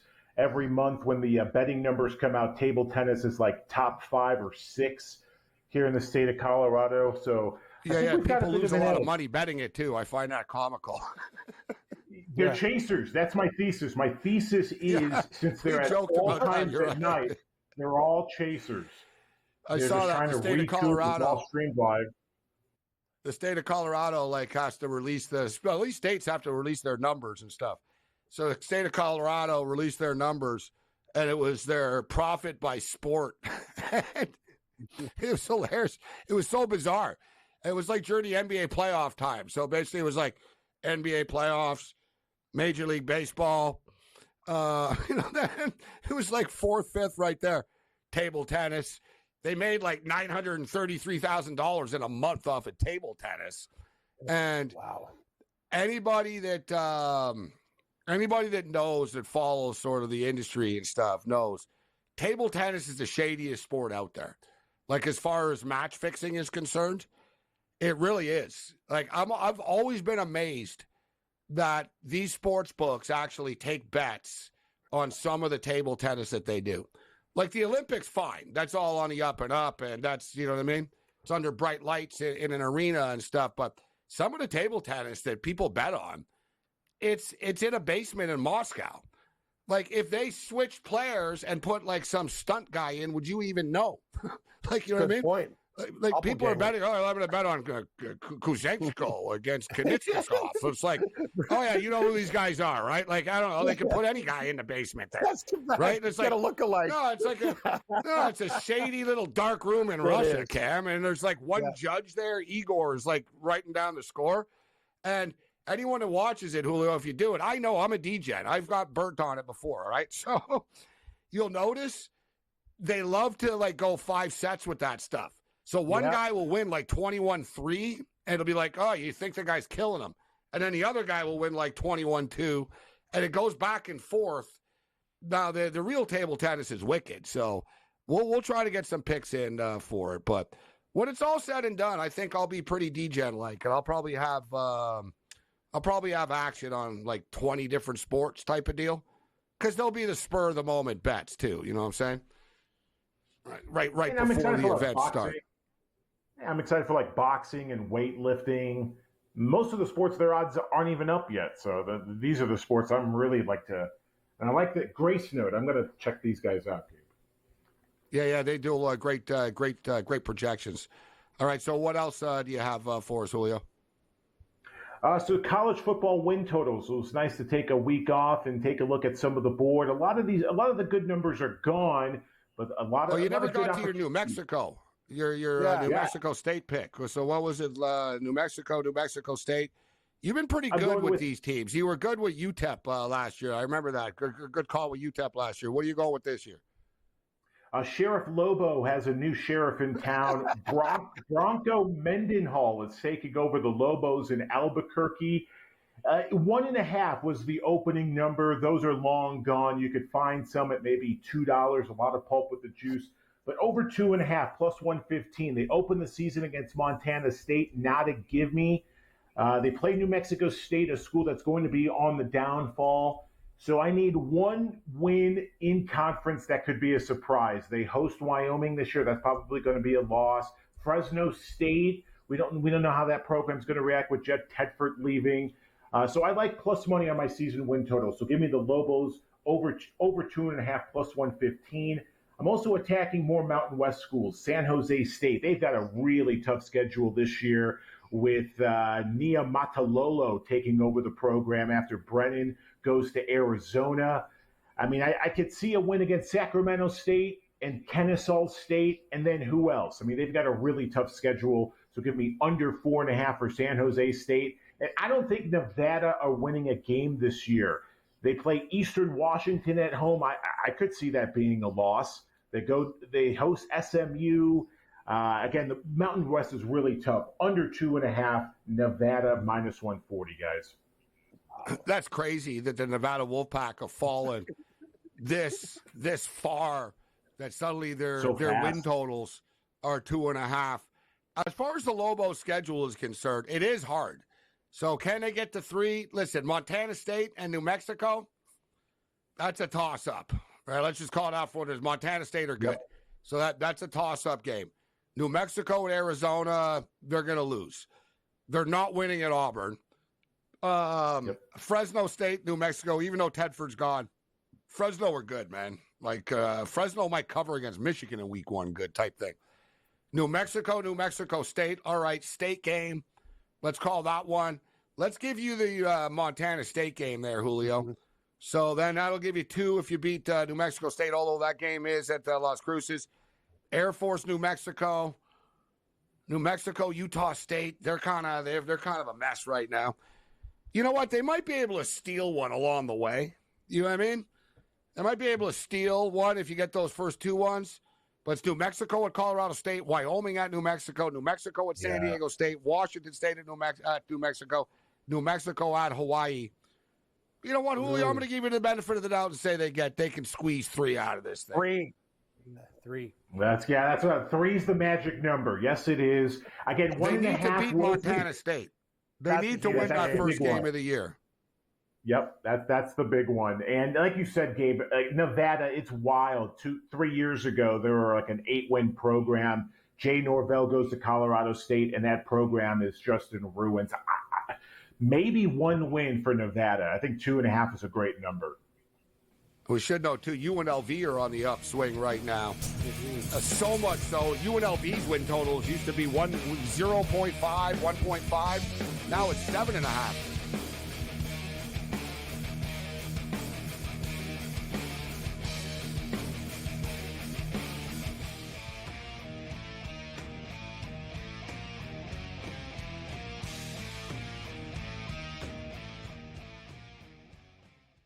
Anyone that's been to a sporting event, the atmosphere before a game, I think Game Time Decisions has that same exact atmosphere.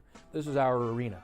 This is what we do. There is going to be an energy to Game Time Decisions that you will feel night in and night out. The excitement you get when you lock your bets in, when you're figuring out what you want to do, we can zone in on the biggest games each night. I want this to be the place that people come to before the game starts so they feel as ready as possible to lock in their cards. We are going to hit every single one of those markets that you need to know about. We're going to go through every single thing, and I've got a great team behind me that's going to help me get the job done. There is not going to be a better place, I promise you, than Game Time Decisions to get that new information, react to it, and be able to then bet accordingly. We will have everything at our disposal, and we will use that to our advantage. I'm Kevin Walsh. Tune into Game Time Decisions from 6 to 8 p.m. Eastern on SportsGrid. Will they both make it? Yes. But it has more to do with the fact of the three teams that are not really good at all in Dallas, Washington, and the Sparks, and an Atlanta Dream team without Ryan Howard that's spiraling out of control. If they can get those two teams, Indiana and Chicago, that's going to be a major boom for ratings. Betting above the rim, only on SportsGrid. DeMar DeRozan now joins that team in Sacramento with the Kings. De'Aaron Fox, Domantas Sabonis, Devin Carter, who they drafted early, Keegan Murray as well. A Kings team, DRS, that has been a playoff contender. Is it going to equate to a championship? Probably not. That's not the goal. Make your team better every offseason. The Kings definitely got better with that move here, Ben. The early line, only on SportsGrid.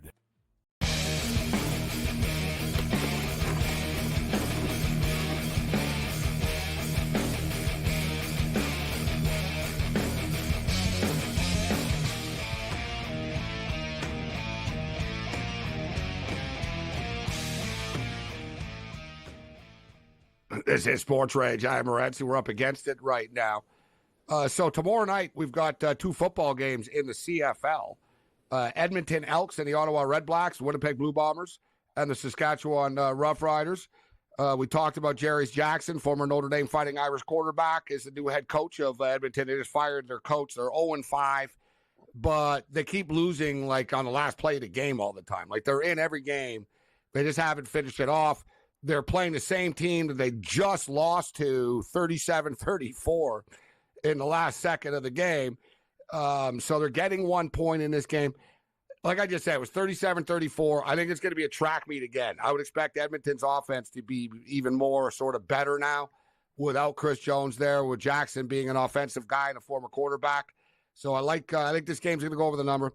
And speaking of quarterbacks, my boy Shea Patterson, former Michigan Wolverine and Ole Miss Rebel, is the quarterback right now for the Rough Riders. And they're getting 4 points on their home field against the Winnipeg Blue Bombers, who have won a couple of games in a row. Total is 49.5 here. And I would say, you know what? I'm not sure that this game's going to go over the number, but for bettors that believe in trends, and it's not really a trend, this is just a fact, the Rough Riders are on a 15-1 over run right now. 15, going back to last year, 15 of their last 16 games have gone over the number. So that's just something I'm not getting in front of, obviously. I'm going to take the over 49.5 and give me the Rough Riders plus the 4 points. Open Championship Golf getting ready to tee off once again, Cam. Who do you think, are you sticking to your guns with your pre-tournament picks? Who do you think is going to win now? Well, I feel good about Tony Finau. He's at even right now. I like Finau, minus 115 over McIntyre. Round 2 matchup bets. They're early, guys. Ty Hatton, minus 125 over Tom Kim. I think Rory's going to bounce back. He needs a crazy round to make the cut. Minus 125 versus Ludwig Aberg. And Brian Harmon, minus 120 over Sahith Theegala, Patrick Harrington, and Eric Cole. Oh, yeah, this one's my favorite one, Gabe. Eric Cole, minus 140 over Ricky Fowler. Ricky Fowler is unbelievable. He shot 8 over today. This guy, you want to talk about guys who are done? This guy's got no game. Julio, we got about a minute or two left here. Any words of wisdom, final picks on the way out? I should let everyone know. The T-Wolves are beating the Rockets right now, 81-75, 4:21 left in the Summer League. Last game of the night. Quick timeout in the game right now. What else you got for us, Julio, on the way out here quickly? Major League Baseball tomorrow, the Phillies on the run line against the Pirates. And Patrick Corbin's on the bump for the Nationals. That means we fade him. Cincinnati Reds, money line, Frankie Montas against Patrick Corbin. And I'll plug my nose under 9, White Sox and the Royals. You know what? I'm going to take the you got the Astros and the Mariners tomorrow. You want to talk about a big-time series coming out of the break. Astros are stalking the Mariners and started to put it together. Can the Mariners put the fire out? They got Castillo on the hill against Brown tomorrow night, and I say they will. Give me the Seattle Mariners minus the 130 tomorrow night against the visiting Houston Astros. And also, if you want a big-time series, although the Dodgers are just so beat up right now that it does taint it, especially considering Mookie Betts isn't going to be playing. But the Boston Red Sox are at Chavez Ravine this weekend.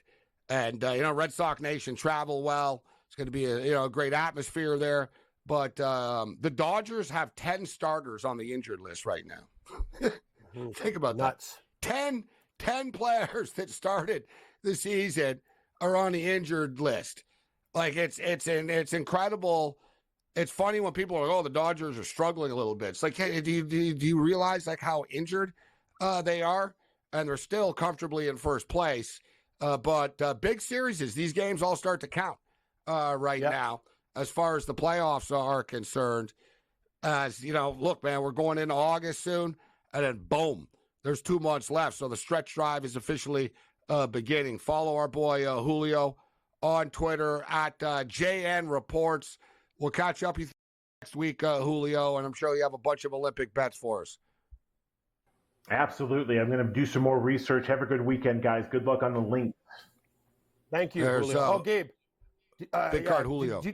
Did you hear what that announcer said about Tiger Woods? The guy wants to knock him out. He basically said, wow, look at Tiger's eyes. They're so red. He's on a lot of painkillers. Like the guy openly said it on the broadcast, and Tiger Woods is like raging. Like first Monty, now these British guys are coming after him. They said he looked like drugged up on painkillers. They accused him of that stuff today. So he's in a very bitter mood with the Brit. This is what happens when you hang around too long. People forget your accomplishments. Other than that, you're on your own later.